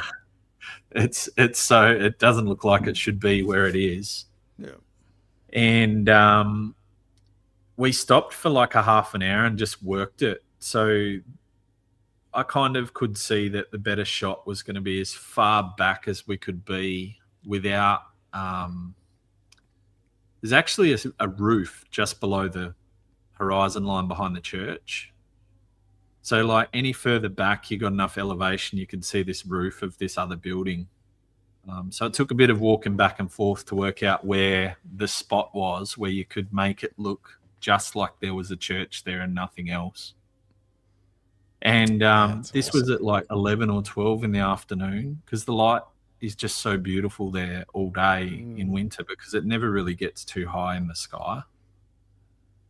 So, and I just love it. It's exactly like I would love to shoot any image. And I love sort of that play on the light from the right of the frame and the contrast between the warm and the cool colors. It's, you can probably find 50 of my photos in my Instagram feed that have that similar color palette and similar play on light. It's beautiful, but none of them have mountains in the background like that. Yeah, that scene is just, it looks made up. Yeah, and I haven't removed anything from that photo. So I think that's often the trick you have to fall into. And after being to a few places that are popular in Iceland, and you see some photos like, oh, that's now obvious people are taking things out, like, which is completely okay. It's okay, but I it's so much cooler when you can, like you say, you work the scene to get the shot you want, rather than just thinking, oh, I'll just get rid of that later. Yeah, 100%. There was a really cool cemetery off to the right where we got some cool shots and explored, and just a really awesome little just seaside town. We didn't see another car come into the town or anything the whole time we were there. Greg Carrick says these should get more than 1.6 seconds on Insta. Yeah, mate, you might even crack 2 seconds with these. These are good. Yeah, that's good. That's if anyone sees them. These are amazing. I want to see. I haven't looked at this one yet. What is this? This is my little internal sort of joke, is that sometimes you go to places, and in this instance we went all the way to Iceland to photograph petrol pump. I love this shot. Me is too. The sort of stuff that really gets me, and it used to happen when we were driving around Japan and stuff as well, where you in the winter and you just see something that's just so different to your normal life, and it looks I love it. I took that photo after we pulled up in the car park of the hotel. The hotel was about 20 meters over my back left shoulder. With literally, as we were getting out of the car, I thought that looks really cool. We'd just got back from sunset, and there's something about it, that balance of the blue light, because the blue light there at that time of night's insane. And just the way that the floodlight spreads out onto the snow, it just looks like it's made up. Like it looks like it's a movie set, not a photography, a photo. Yeah, exactly. That's what it looks like. Yeah, like the villain's about to drive through or something. Like it feels very noir. Like it feels set up. It does, but it's not. Yeah, it's really cool. Yeah, I just love it. Ernesto Creativo, good to see you. Haven't seen you for a while. It says, hi guys from Germany. Incredible pictures. They are indeed incredible. And Jason Rogers would like to know what lens you were using for these landscapes. Almost all of these shots were 24 to 70. It almost become a bit of a joke in the bus when we'd stop. You're like, what lens do we put on? 24 to 70. But it's probably the place that's worked for me more than anywhere I've ever traveled with a camera kit, because in a lot of instances, any wider than 24, you can't get close enough to your subject, or, you know, the places where you might use it on the beach or something, you don't want to be that close to the water. Their beaches and their surf's pretty wild. And you actually tend to find that you're sort of around 35 to 50 mil for heaps of stuff. It just seems like this sort of sweet spot for the place. So a lot of stuff's just my Nikon 2470. A 24 to 120 would be even better. I was going to say that, especially if you're shooting mostly landscapes, and then you'd probably just need something to cover your dream aurora night or something, maybe a wide angle that's a bit faster. But as a walk around lens, a 24 to 120 f4 would probably be perfect. Yeah, but it would do 90% of the whole trip, if not more. Yeah, if not more. This shot's a multi-shot pano, and I do this a bit with landscapes like this because I didn't want to lose the size of the mountains in compression, but I wanted the field of view. So a lot of the time, it's almost like grabbing a GFX, right? Is you can use a longer focal length, but get a bigger field of view. So in this instance, I shot a vertical pano at a longer focal length, and it still gave me the field of view to the end of the mountains on the left and the house on the right, but it also give me the compression for the mountain to give it the scale. But this is just a random spot on the side of the road. Like, I'd love to say it was this famous place, but our guide's like, oh, there's a cool red house up here somewhere. And then we pull up and the light was incredible. And Is this so close to the side of the road and you so perfectly wanted the mountains in the frame the way that you've done? In the bottom left of the frame, is that the beginning of the side of the road, building up? Like, is it that close to the road? Yeah, I'm on the asphalt taking that photo. That's awesome. Yeah, like literally on the asphalt taking that photo. It's I would like a bit more room, but I think the real version of this has a little bit more room left and right. It's a bit more panoramic than the crop that I sent you guys. But you can't beat beautiful light, right? And you just look at the way the light is just kissing the mountain, and this side of the building's in shade, and the escarpment up top has all that texture because the light's hitting it, and it's almost backlit from that angle. It's just beautiful. Yeah. But nothing's blown out. You haven't had to drastically try and control everything or whatever. It's just nice. No, it's just that beautiful, perfect. You could have got a JPEG out the camera like this kind of light. Yeah. Just really on film. Yeah, yeah, that's right. Yeah, no, it was beautiful, and just I love these things that are just a building or a place that nobody knows Oh, I love because this shot. This is my favorite shot. yeah, yeah, this was about maybe an hour, half an hour down the road from that last shot. So that really famous mountain with the aurora behind it that we'll look at when we get there is called Vestrahorn. And people who know Iceland know Vestrahorn. It's the most incredible looking and shaped mountain. And the translation is West Horn really for that. And that's the West Horn of the bay. This is East Horn. So this is actually just on the other side of that big bay that they both sit on. And yeah, we come around the corner and the guide's like, do we want to stop for this? I'm like, damn, yeah, we're going to stop for this. Like, I could just see this photo. The sun had just set and you can sort of see there's the very last bit of sort of alpenlight on the very middle mountain right in the back, just that very last bit of light. Yeah. And then, the reflection of the barn or the farm building in that frozen lake, and that just gives it all scale too. The scale, it looks so tiny tucked into that rain. It's crazy.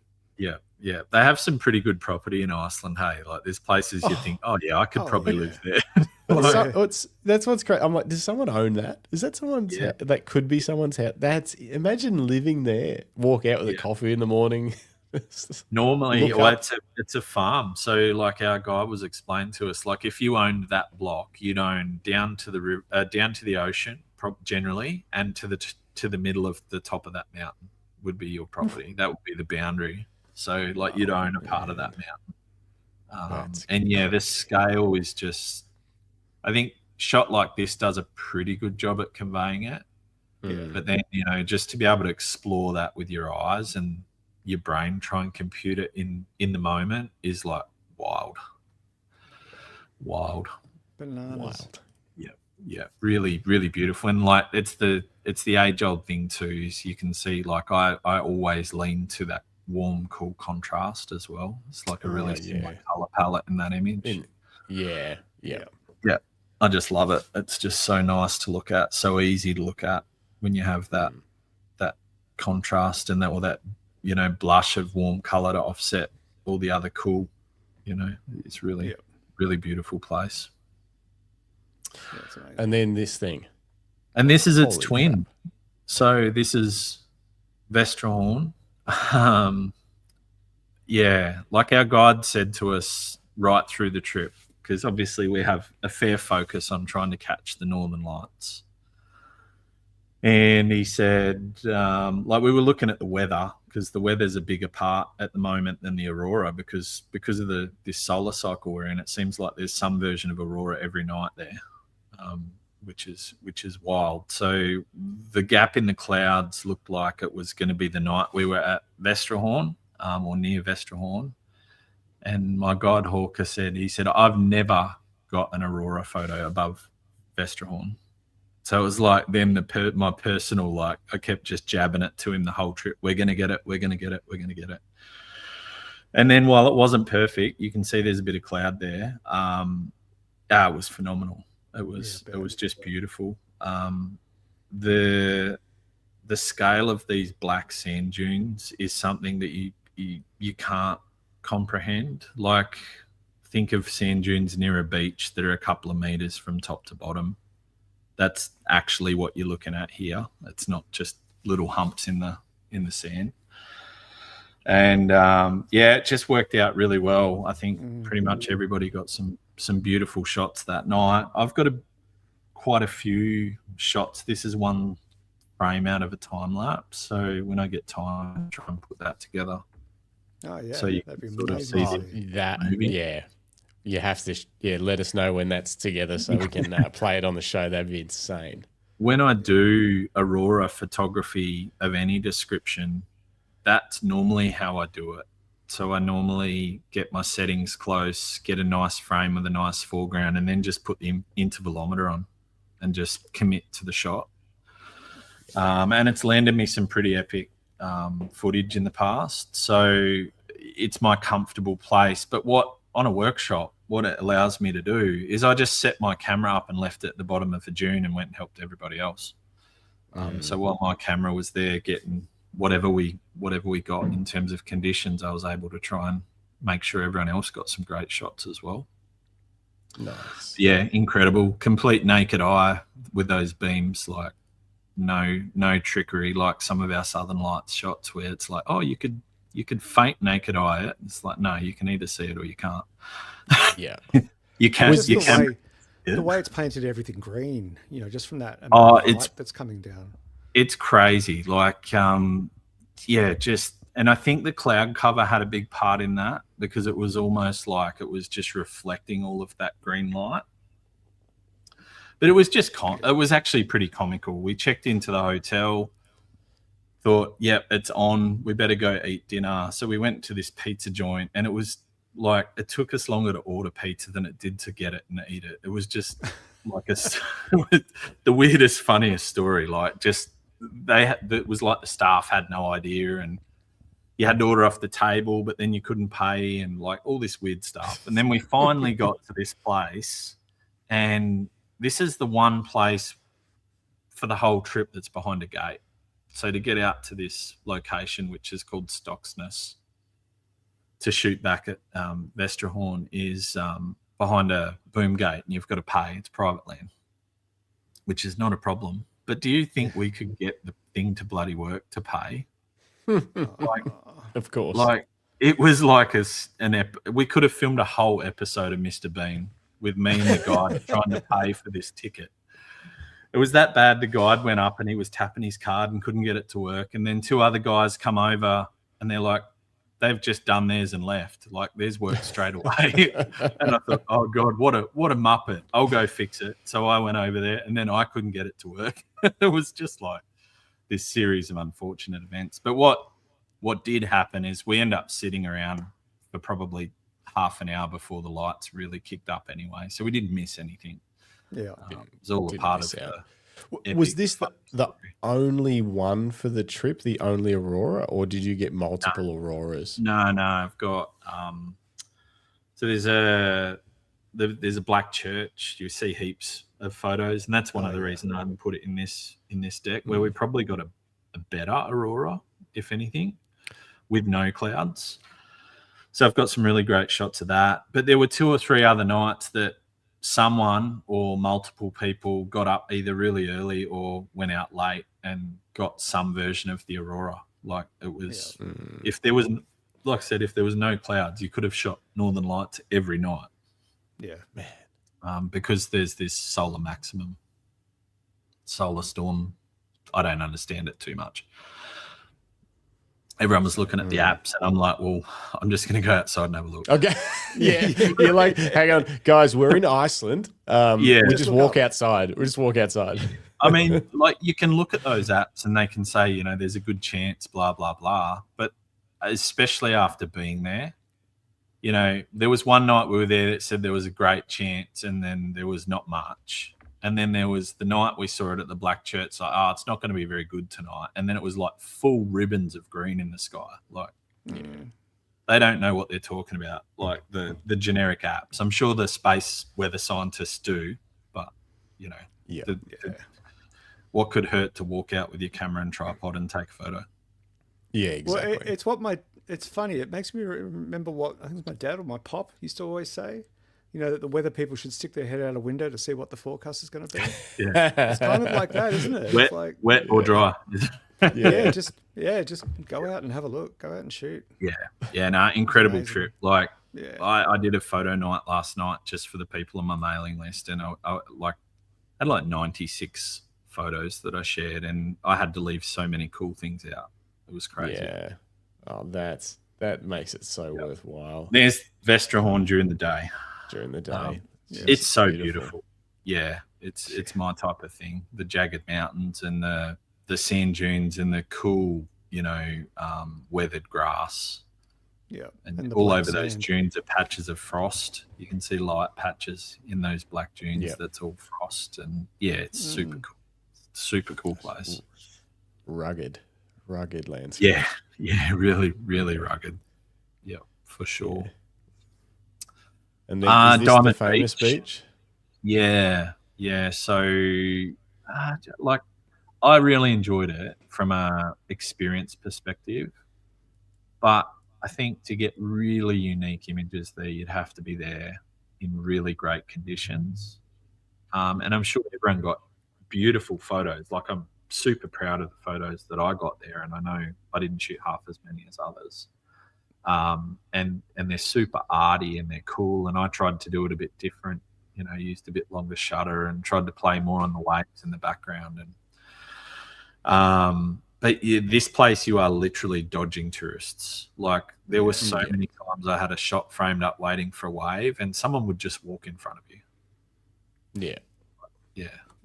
So there were all sorts of fashion shoots and all sorts of things happening on the beach. And like people sitting on the icebergs. Like, the ocean is really unpredictable there. You'd turn over and someone would be climbing up to sit on an iceberg, and the waves would come in and crash and knock them over. And it was just wild play. That's the shot I would have been shooting. I would have been setting up for that. Video footage of that I didn't take that many photos. Yeah. No, you need that soundtrack, The Dumb Ways to Die thing. Yeah. It's really alarming. But yeah, I love the photos from there. It's a really unique place. One of, or maybe the only place in the world where the glacial lagoon is tidal and it pulls icebergs out every time the tide goes out. Which is obviously why it's become such an amazing tourist attraction, because it's so unique. It's beautiful. It's like, even if you weren't into photography, it's such an experience to walk around it, So that's why it's busy all the time. Yeah. Understandable. Man, I had pushed down the desire to go to Iceland so deep. Down. I'm like, nah, we haven't got that kind of cash, and you definitely go for. You need definitely money. Struggle for the cash. It's really expensive. Yeah. So it's about thing. To get worse. Yeah. Well, it is. I mean, but it's one thing. Like my trip for my clients was super expensive, and for me that just means I've got to work harder to make sure they have a great time and get great photos. Yeah. But it was pretty much all included except for the international travel, and like, the normal exclusions, alcoholic drinks, blah blah blah. Yeah. But like, if regardless of how you're going to travel there, if you're going to eat eat in the restaurant of your motel at night, the main meals averaged or ranged between 65 and 95 Australian dollars. Oh, I'm going to have and to wait longer. Flash pub at best, not restaurant. Really? And this wasn't, and that wasn't just in the tourist areas either. Like, that's not like because you were staying in that was everywhere. Everywhere. Yeah. That's just where it's at. Oh man. Yeah, and like a beer at the restaurant at the hotel would range between $19 and $24. Oh. A coffee at a gas station's like $8, $9, $10, and it's not. It's like here's your cup. Go to the machine coffee. It's not a. Oh no! No one's making $10, Justin. You wouldn't survive, Justin. Yeah. Well, not only wouldn't I survive, I'd be broke. I think one of the things with a trip like that, it's like, if you're gonna do it, you don't want to be feeling every time like it's a painful experience. You want to have the money aside and go, oh, I'm doing it, and I know that's what it's gonna cost, and that's just how it is, and I'm gonna enjoy the hell out of it, rather than every meal being like $70 for a Palmer, because it'll just taint your experience. 100%. And you have to, and thankfully everyone on our trip had that exact same approach. Like, it is what it is, and the reality is everyone had already paid for all their main meals, so you were just buying this. But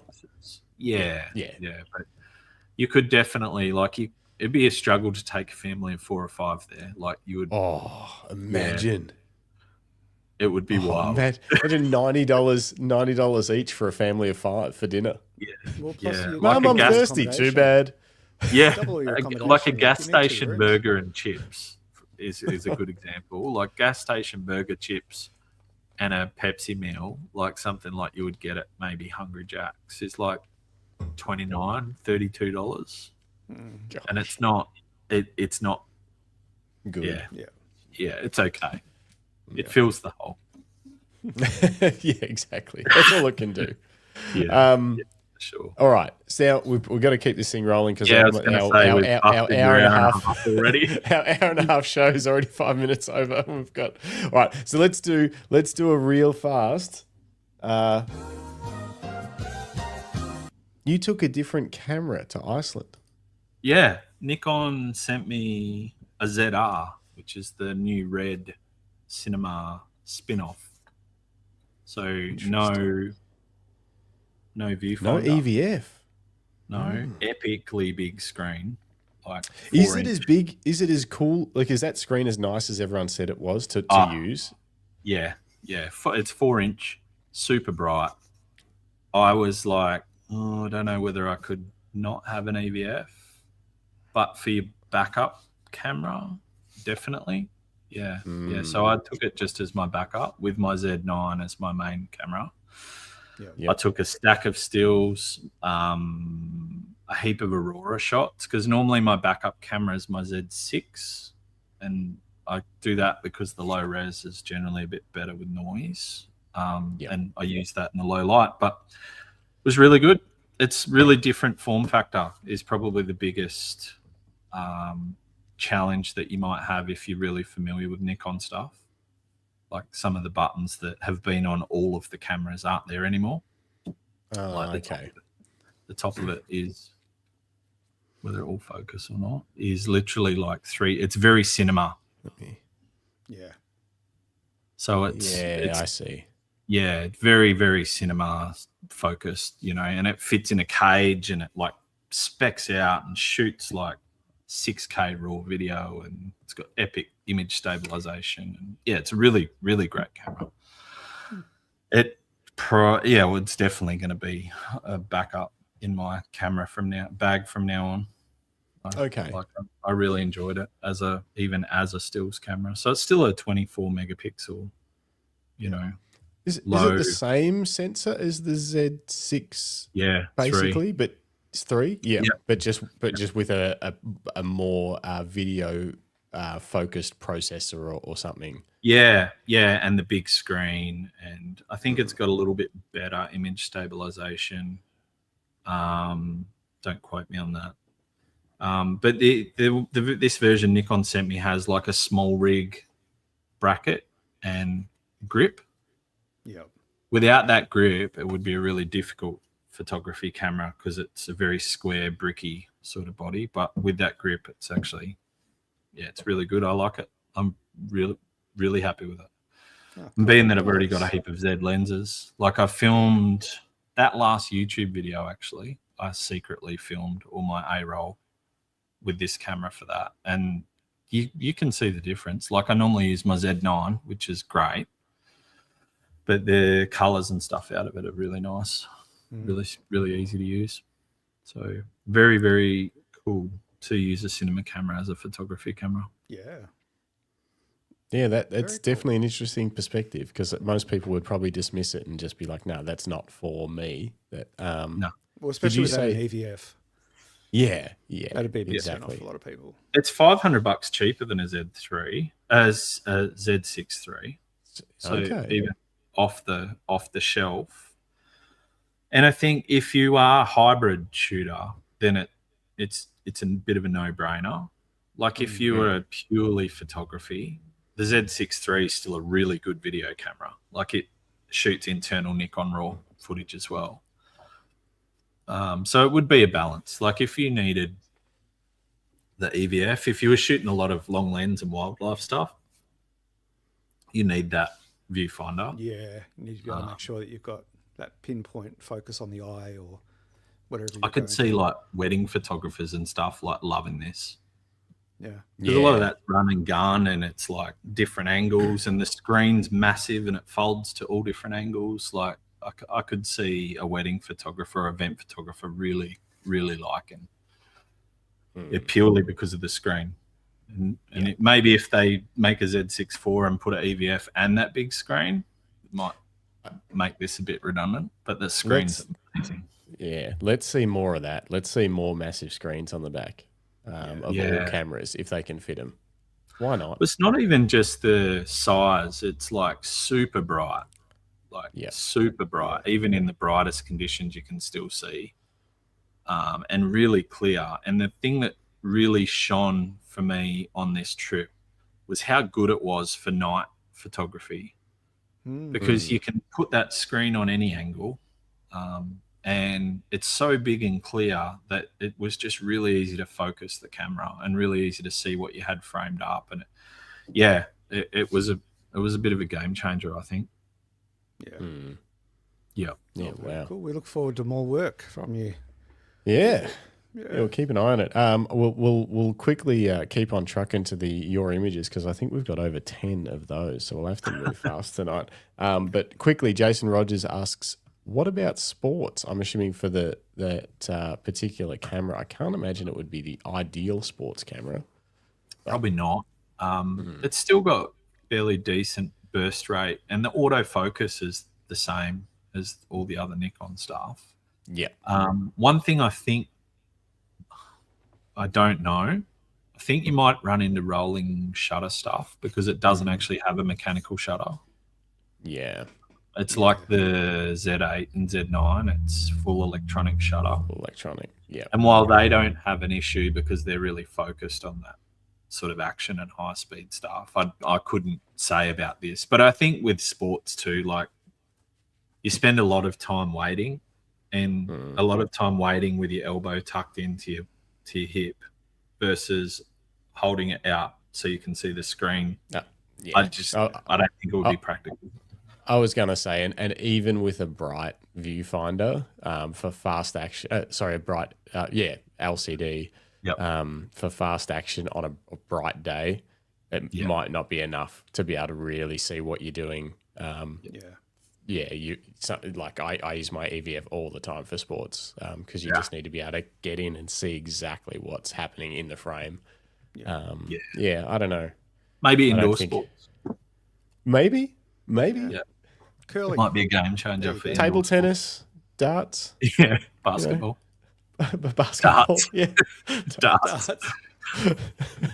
It'd be a good coaster, good drink coaster for darts. That's right. All right, let's do this. Let's move into the images. All right. Who got up first? These ones. Well, up first, we've actually got Lucinda Goodwin because last week I forgot her images. So we'll start with those.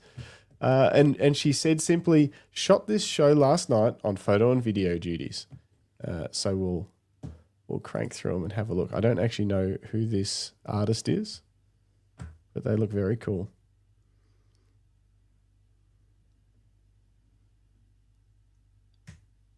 Looks like a party. It does. It looks like a fun night. Yeah. That was amazing. Yeah. The thing that grabbed me was the colour in that first one. Yeah. Yeah. The warm lights in the background and then the, really neutral light on the singer was beautiful. Oh, that looks like an Aurora shot. Yeah, it does too, doesn't it? My bad eyes. Hang on. Let me fix this up. There we go. Yeah, very cool. We'll go back to that first. That one. Yeah. That's a killer. Real standout. It's a really good shot. Yeah. And that kind of photography can be so hard, right? Yeah. Oh, yeah. Yeah. It's just, you've really got to work for it. Yeah, you got to be everywhere and ready to go. Yeah. Did we get any specs? No. She'll be shooting with Canon, but we didn't get specs. But hang on, I reckon if I have a look in here, she's usually got metadata. So this, for example, R5 Mark II, 2/50th of a second, f3.5 at ISO 2500 at 16 mil. It must be a 16 to 35 2.8. Yeah, I reckon she's using might still be the adapted 16 to 35 from the EF lenses. I reckon That's good. I really like that shot. It's good. Yeah, same. Yeah. Very cool. Thanks, Lucinda. Sorry I missed you last week. I'm doing my best. Okay, we've got David Skinner next with a pretty. Hopefully these are in order. We'll see. I don't know if they are. He says, "Here are some images for you." Let me just redo this window. It changes on me every time. There we go. All shot on the Z7 II 24-120, except for the close-up face, which was on a little Olympus XZ10. Hang on. Some of this was that BFOP? Yeah. Yeah. Some of this is BFOP. That was the day we were out, was it? Or was that bright? It says 3 guys BFOP last year. That's all I got. There you go. Sunset where we live now, lifestyle Shepparton. It's just 2 doors up. It's a nice sunset. That's beautiful. Yeah. Just quietly, that 24-120 Nikon lens is my favorite lens that I don't actually own. Why don't you own it? Because I have the 24 to 70 2.8, and they brought that out after I bought the 2.8, and I just can't justify the upgrade. Yeah. I have borrowed it quite a few times from Nikon. It's such a good lens. Yeah. I asked Ross at BFOP, Ross from Nikon Ross, we call him. Ross Hooper. I call him Nikon Ross. And we asked Nikon Ross, what's Nikon's most underrated lens, and he said the 24-120.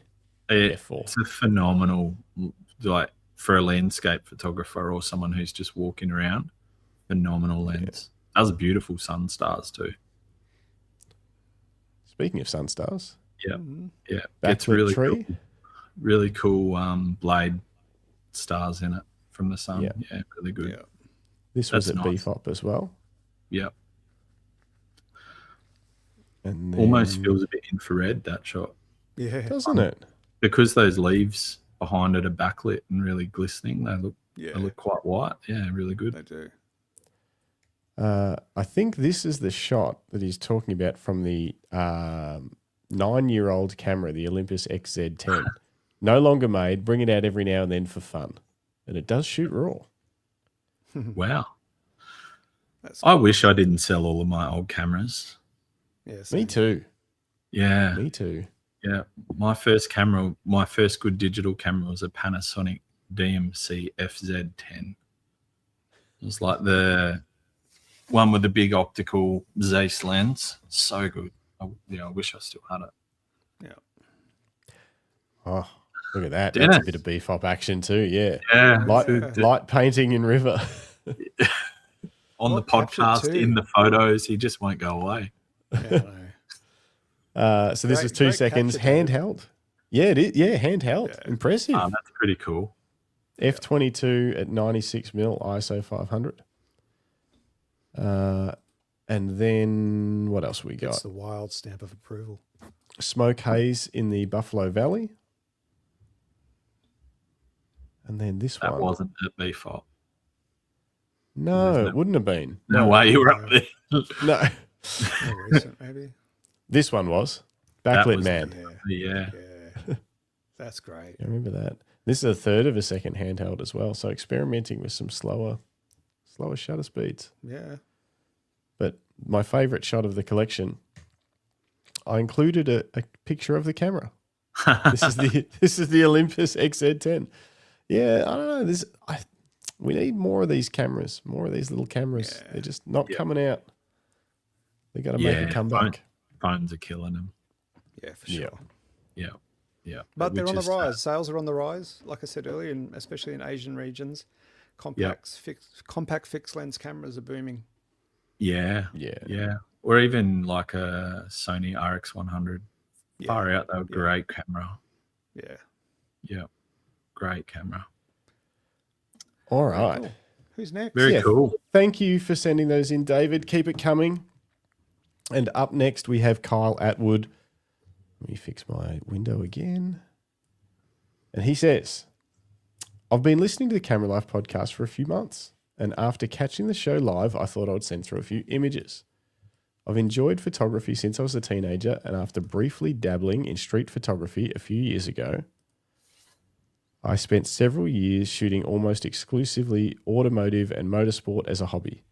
Eventually, I found myself a little burnt out with that, so I returned to street photography. Where am I?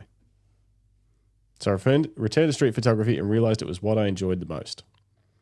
For the past 3 years, I've spent almost every weekend wandering Perth with my camera, looking for small moments, gestures, and slightly odd things that appear in everyday life.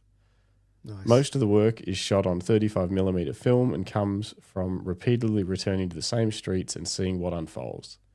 I've attached a couple of motorsport images along with a selection of my street photography from the past couple of years that gives a sense of the work I'm making now.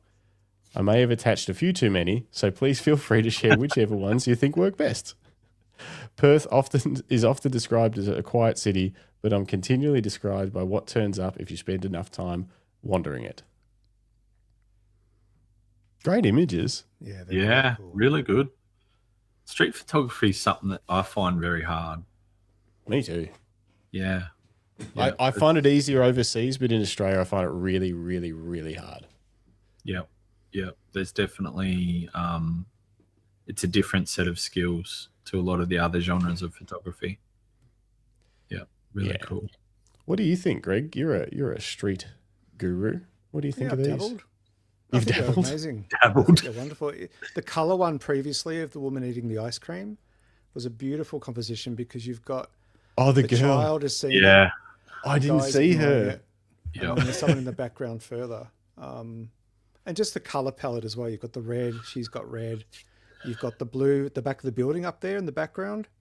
Yep. And then the foreground subject's wearing a similar dark colour. It's just really well balanced, and it's not like you can, it's all luck, isn't it? It's all showing up and being present at the right time, pushing the button at the right moment. It's not something you can prepare for.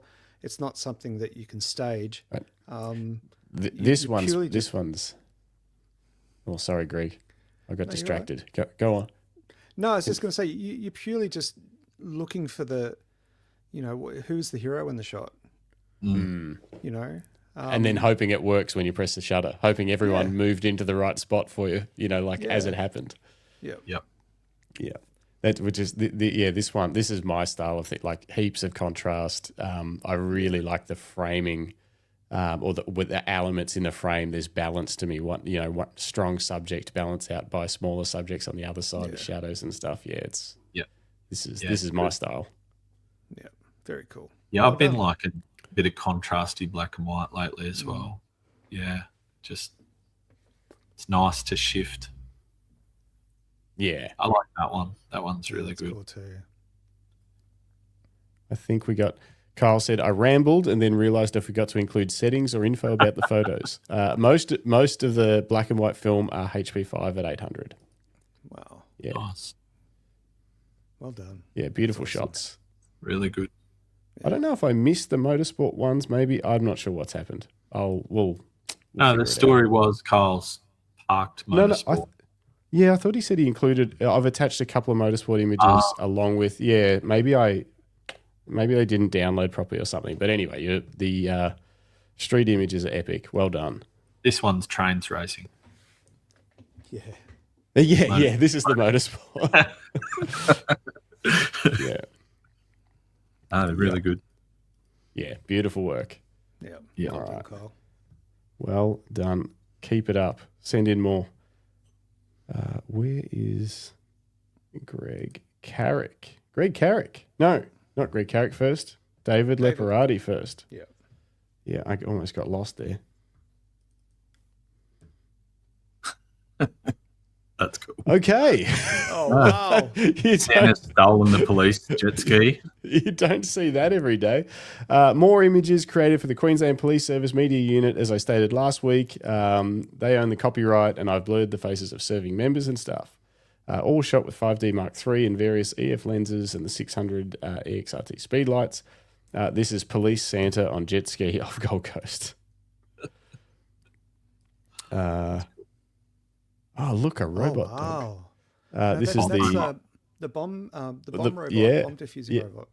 EORT, Explosive Ordnance Response Team, dog and robot. That's cool. Wow. Did you get to drive the robot, David? Did you get to have a go? Just use it to just grab something? Or unpack your camera bag with it. I need lenses. I want it to send in to wake up my daughter in school mornings. Yeah. Peel the blanket. Oh, that's funny. Queensland Police Memorial. That's lit with 4 flashes, 4 off-camera flashes. That's cool. Police ballistic officer test firing 44 Magnum revolver. 3 flashes. What? Yeah. 44 Magnums. That's a big gun. That's a lot of gunpowder. Yeah. Looks like a cannon. Behind the scenes image for the EORT dog and robot. So where he set the flashes up and the robot, and for the guy in the background controlling the robot, not the dog. Yes. That's and cool. Then, okay. So this is it was on a sunny morning that he took the memorial shot. Yeah, look at on the left is the unlit version. And then so he by just using exposed for where the light's going to point.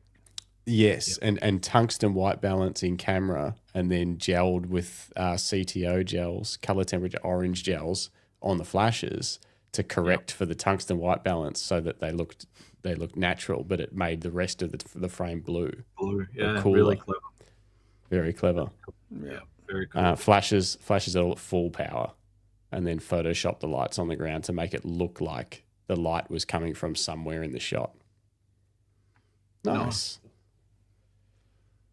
Finally, hang on. Oh, and this is the ballistics one.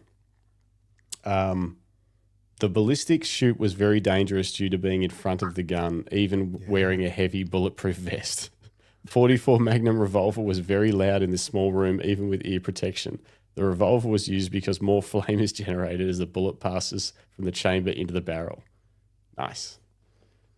So looked like the person was shooting the gun directly at his flash, trying to shoot the flash, which is fun. Okay, red gel over there, blue gel over there, and then the main key lighting the subject. That's awesome. I wonder how many shots, how many attempts it took. It says here 2 rounds fired, 2 shots. Oh, stop it.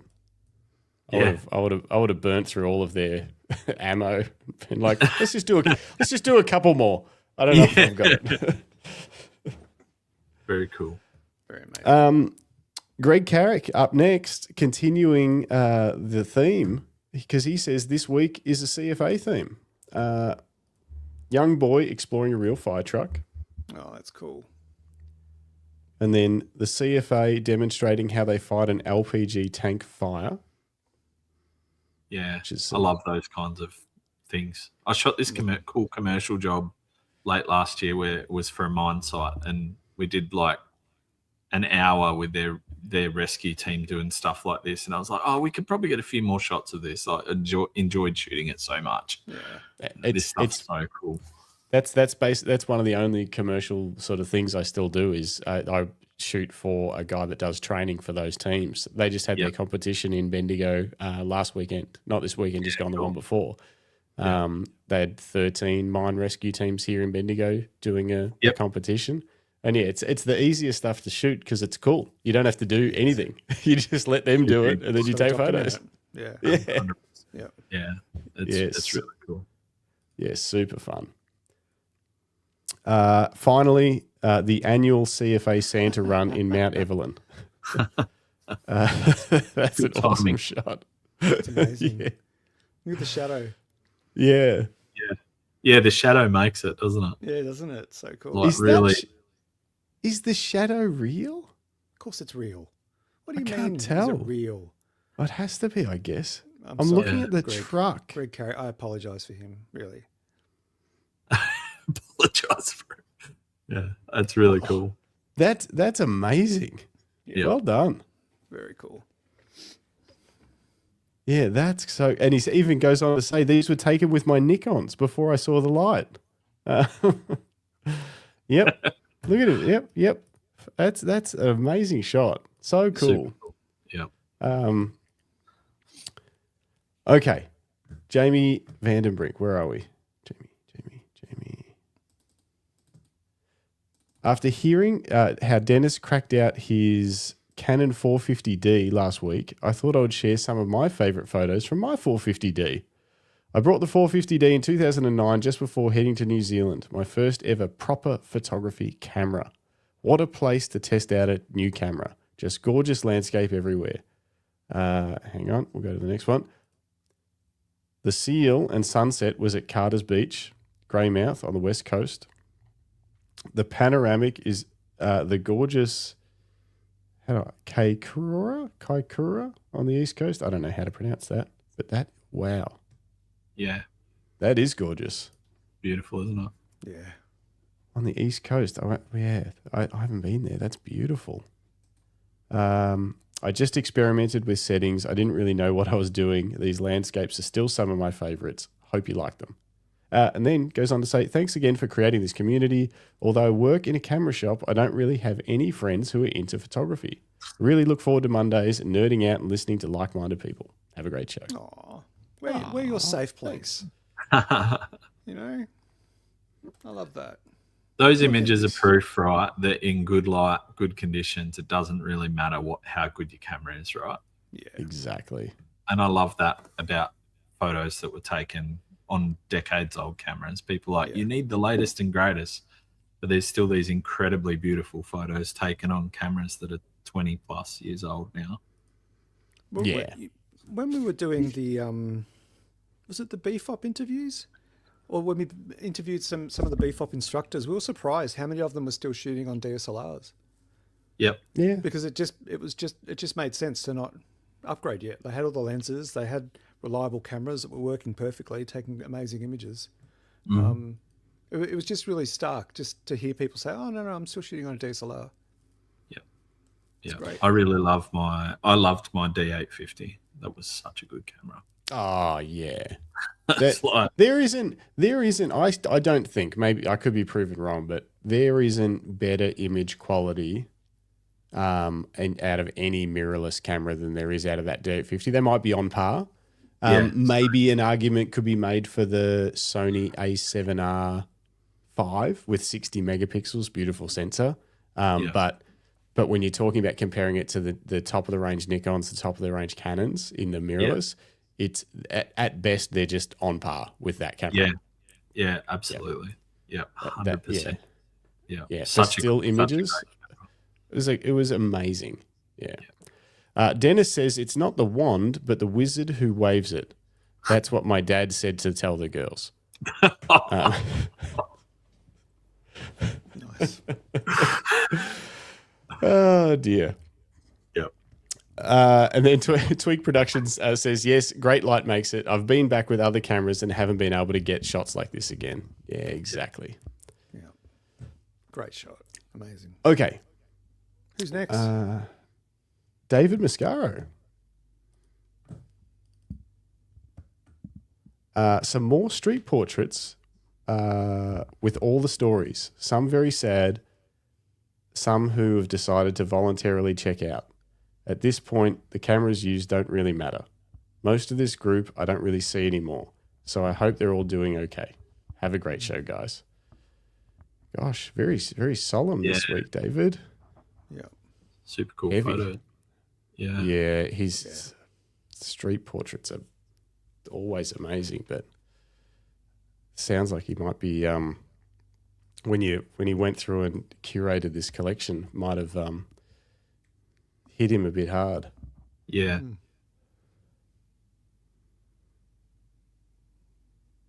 Yeah, these are amazing, aren't they? Yeah, they they really are. Just beautiful portraiture. Natural light, you know?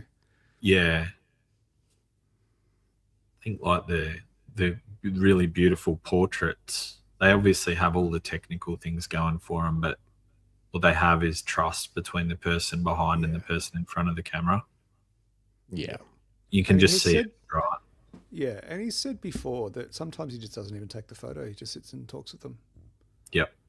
You know, Yep. Yeah, sometimes it's the beautiful. photo doesn't come from it. I think that's a really, it's a beautiful approach.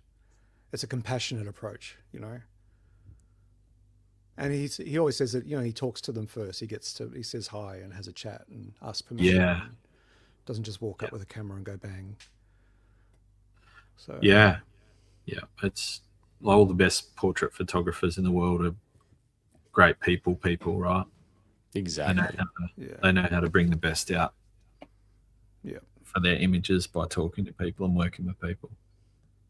Our friend Dennis Smith is pretty good at that. I don't know whether anyone's noticed it. He's pretty good at it. Absolutely. I've seen him have conversations when there's no one else around. So he's amazing. Yeah, he even talks his subject into it when he's doing self-portraits.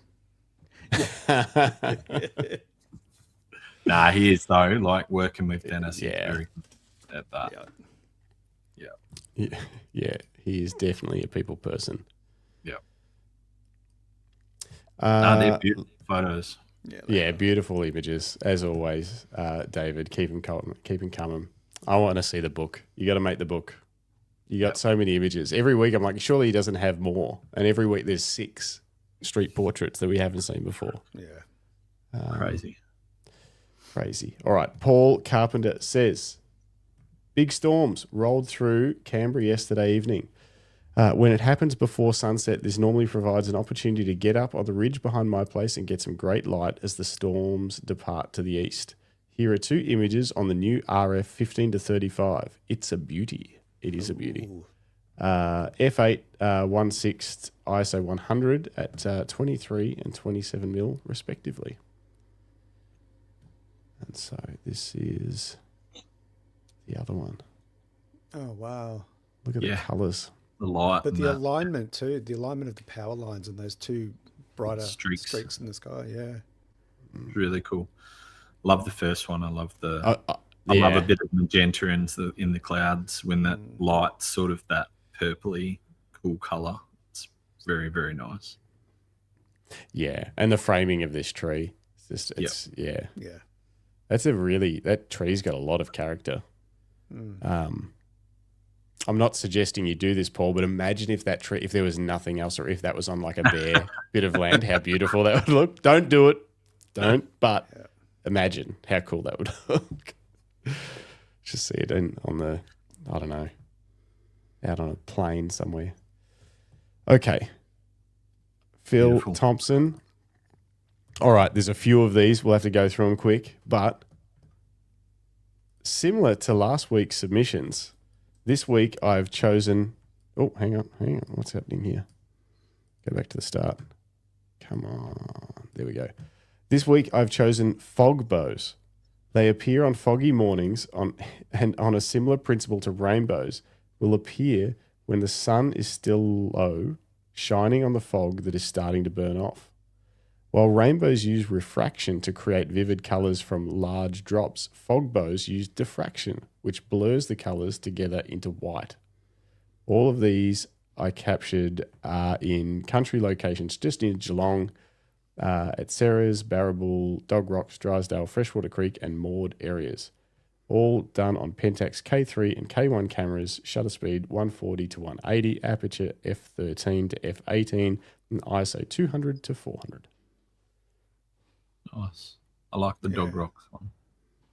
Oh, look at that. This one? Yeah. Yeah, that's I didn't know there was such a thing as fog bows. No, me neither. This is a first for me too, Justin. We'll go into it together. Yeah, we're learning together. That one's cool. Yeah. Yeah. Oh, Yeah, really look at cool. that. Yeah, that's What really is clever. remarkable is that you have 8 fog bow images. That's quite insane. Like I've never seen one of these, I don't think. If I have, I didn't notice it. And you've managed to capture 8 images. Made by chemtrails. Okay, Greg. That's a different. We'll talk about that on a different episode. Different podcast. That's on our I can't what's it? remember the Conspiracy last time I theory. saw fog out here. You don't get a lot of fog. No, maybe one day a year. Well, when there is, go looking for a fog bow. I will.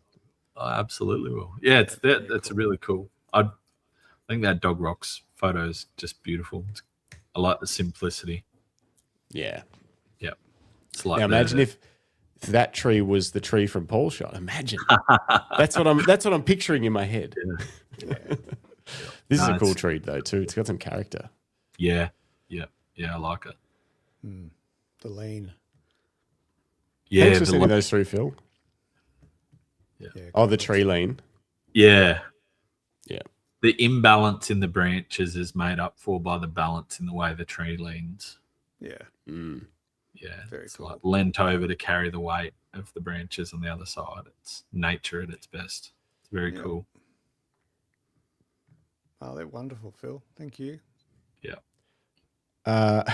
Apparently I need to get up early if I want to see these. Okay. There goes that.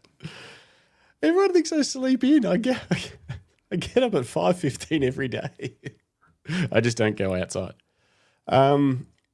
Dennis Smith says, looking forward to tonight. Here are a couple of picks. The Reflection one is here in Australia, GFX 100, single exposure, Mossy Madness. It was pitch black this night. That is Mossy Madness. Can you guys see that? Is it coming through the internet? You can see the detail on the edge there. Yeah. Maybe just zoom into a bit for us because it's quite small still. Hold on. Just... Enhance. Yeah, there. That's cool. Yeah. That's really cool. Oh, look at the way it reflects. That's crazy. Yeah. Dennis says GFX 100 Madness. It is a pretty amazing camera. Yeah. Beautiful. And then the statue of Venus. Oh, hang on. There we go. In the gardens of Linderhof Palace in Bavaria. The last night of a wild Red Bull funded and fueled 8-country in 8-day light painting trip around the Alps. Crazy story for another time. This was at about 1 a.m. Moonlight diffused through the clouds. Wow. That is okay. We'll put that on. We'll have a whole episode on that. Maybe you can show us some images from every day. Yeah, that's crazy. That's amazing, isn't it, though? What a fun way to explore places, just to be like, I'm going to light paint that. Yeah. At 1 a.m. in the middle of Bavaria. Yeah, never saw it anywhere during daylight, but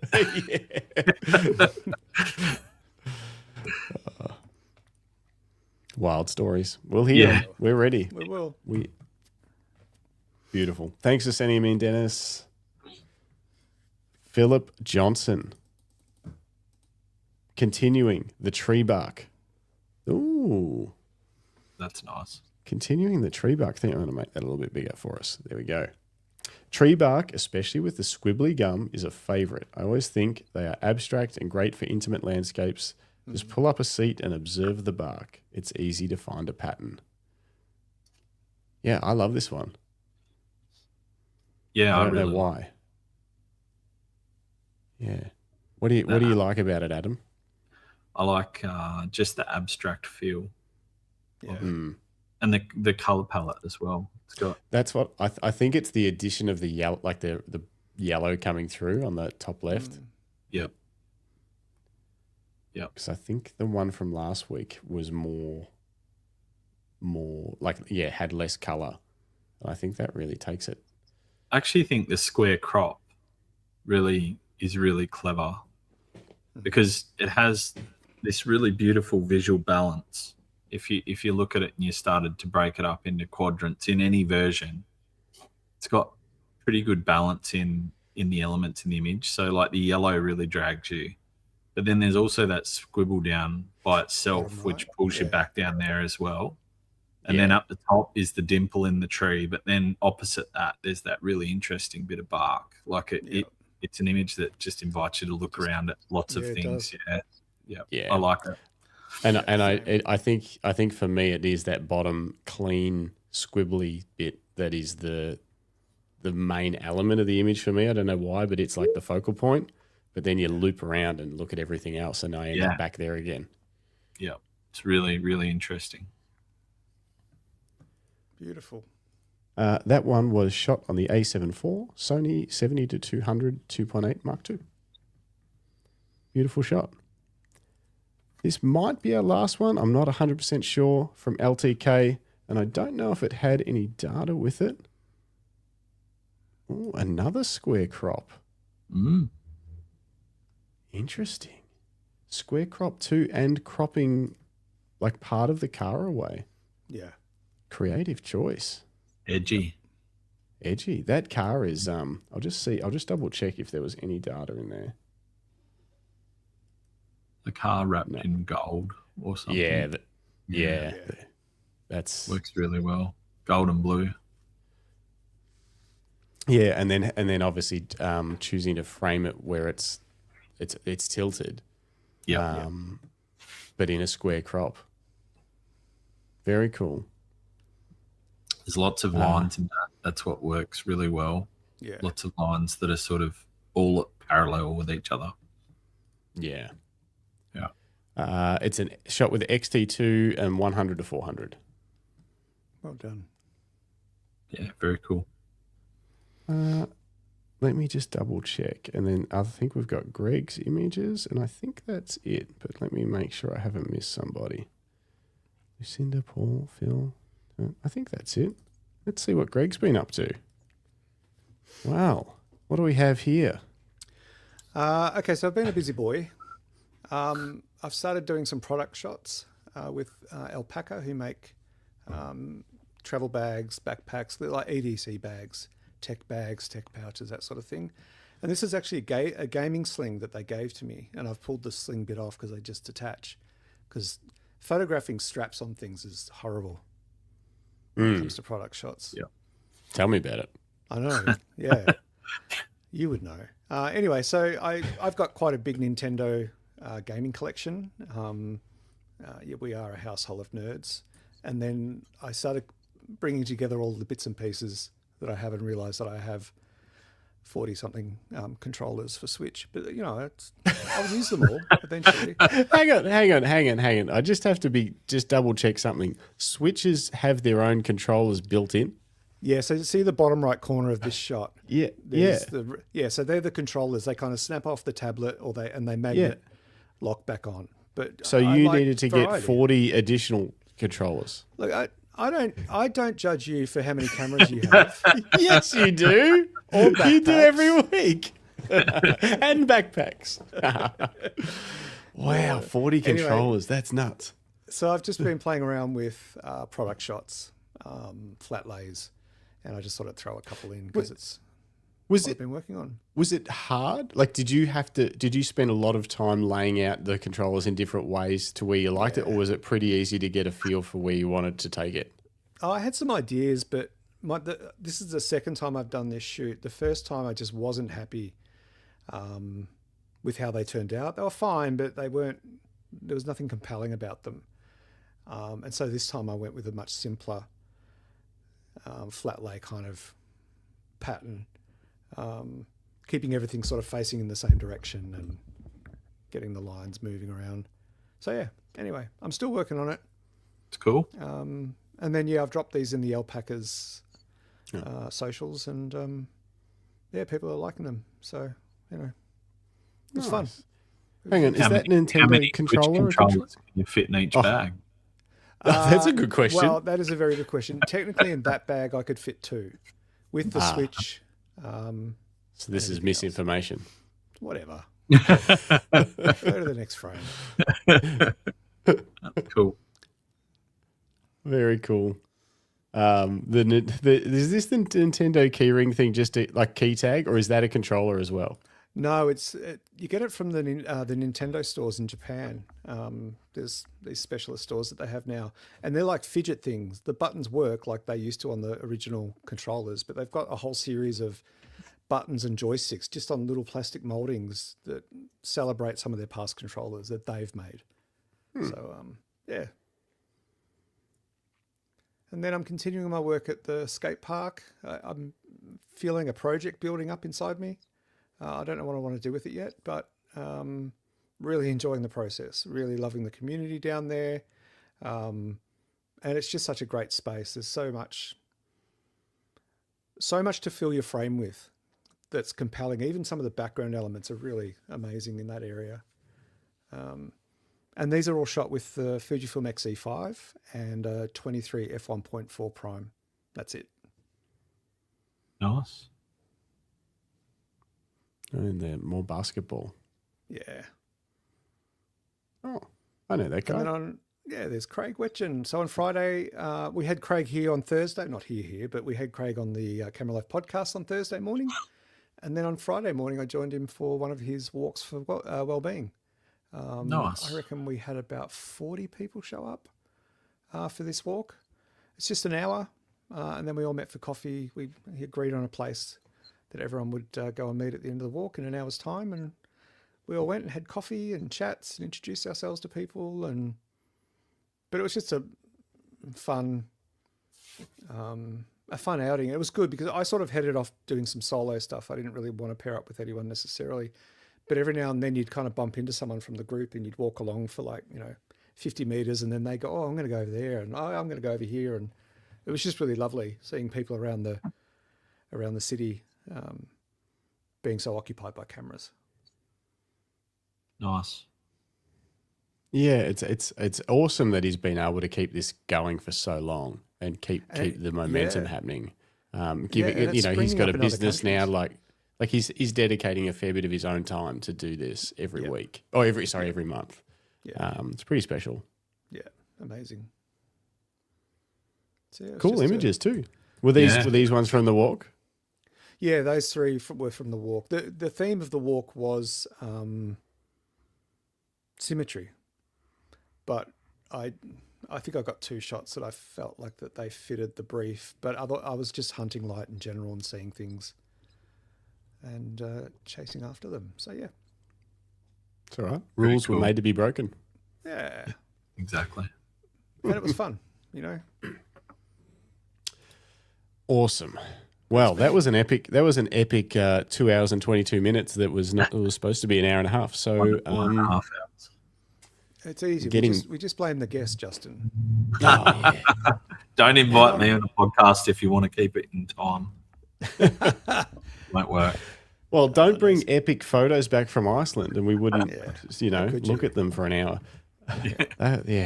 Damn you! I was like, okay, I'm definitely gonna have to go to Iceland next year. And then when you said $60 to $90 meals, I was like, oh yeah, no, I can. I'm gonna have to hold off. I'm gonna have to. I think I can hold off for another couple of years, maybe, and then make it happen. But it's just so good. I'm really glad to hear that just because it's become fairly touristy in some spots doesn't mean that you shouldn't go there and that there's no opportunities or whatever, that there's still such there's beauty to be found and isolated locations and cool stuff no one else is at. And obviously, like everywhere, when there's something beautiful, it's going to attract a lot of people. That's just life. And they're still finding places in Iceland. That's one of the things that was a takeaway from me from the guide, like that big canyon everyone goes to nowadays with the basalt columns. Like it was only 5 or 6 years ago, no one even knew that existed but the farmer that owned the land. Amazing. It's an incredible place. And we did 1,600 or so kilometers in our lap around the island.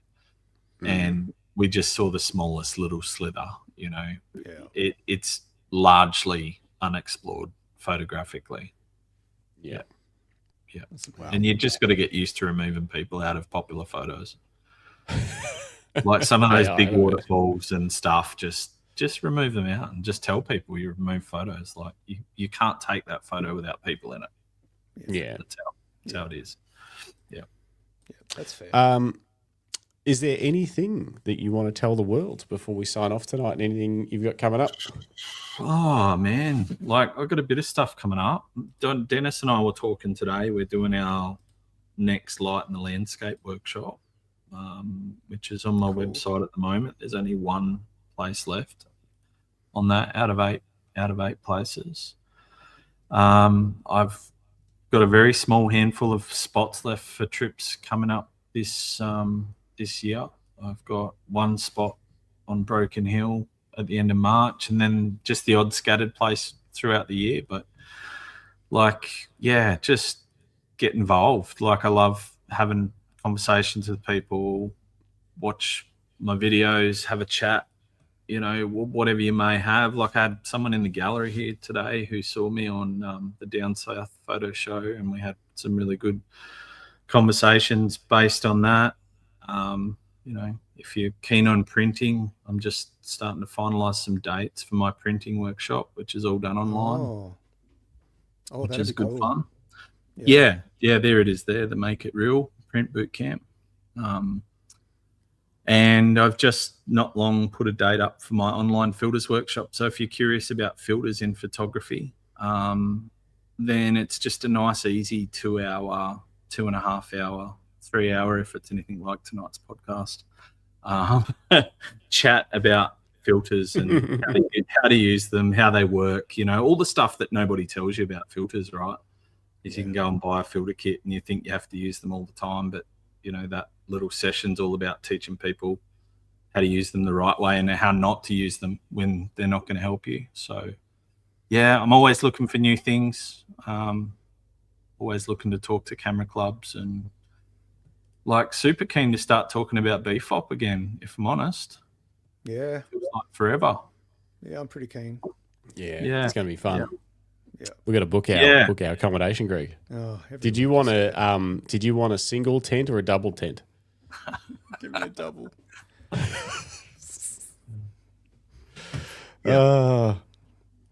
Okay. Awesome. Anything else? No, Bruce is nothing. keen. Bruce is keen. Yeah. We need to do an instructor thing for involved people, like pre-FOP or post-FOP. Pre-FOP. Post-FOP. Sounds good. Because we all seem to rush in and rush out, and that is one thing that I actually feel, like I love seeing all the punters, and I could stay there for a week for that. But one thing that I feel like we miss out on every year is you spend so much time with all the attendees that we don't actually spend that much time.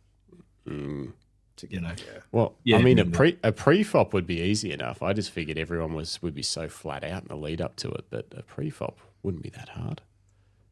It's even Bruce wants an instructor FOP. IFOP. IFOP. All right. I better go to bed. Yeah, I got a scary workout to do tomorrow, and I'm starting to get nervous about it. You'll be right. So I got to go get some sleep. All right. Well, I think we're going to wrap it up there, folks. In case you have been living under a rock for the last 2.5 hours, this is the Camera Life podcast, and it is proudly brought to you by Lucky Straps. We make handmade, fine leather camera straps right in oh my God, I'm too tired. In Bendigo, Victoria. But if a camera strap's not for you, we also do leather belts, we do hoodies, we do tees, and we also have an excellent range of Valorant gloves. For your next winter adventure with camera in hand. So head to luckystraps.com, and if you do happen to put something in the cart, use code GREG, not for the gloves, but for any of the Lucky Straps branded products, and you'll get a healthy little discount. And while I've got your attention, if you're new here, please subscribe. It helps us out a lot, and make sure you tick all the bell icon so you get notified in your time zone, and give us a like. It lets other people know that we're doing good work here. Well, we think we are. Maybe we're not. Who knows? Let us know. Let us know in the comments. Right. Yeah. Comment below. Like and subscribe. Thanks, Twig Productions. Thanks, Craig Murphy. Another fun one. Thanks, guys. Nev Clark's, he's just joined a bit of it, but he's been out, apparently, I believe. He's got a new Q3, so we'll hear all about that soon. Thanks, Bruce. Oh, you may have co-hosted him. Well. Yeah. Everyone needs a Q3. Love you too, Dennis. Thanks, Greg Carrick. Jason Rogers, thank you. Who else was here? Oh, David Leparati. Thanks to everyone that sent photos in. That was a massive Your Images segment. Who else have we got? LTK, thank you. Phil Thompson's. Yeah. Everybody. Everybody and everybody. David Skinner. Paul. I don't know. I just like this part of the song and I like to talk until this comes on. You've officially pushed it an hour overdue now. So. Okay. Perfect. All right. Oh, Robert Varner. Good to see you. Okay. All right, we'll call it. See you guys next week. Or on Thursday. On Thursday. Don't miss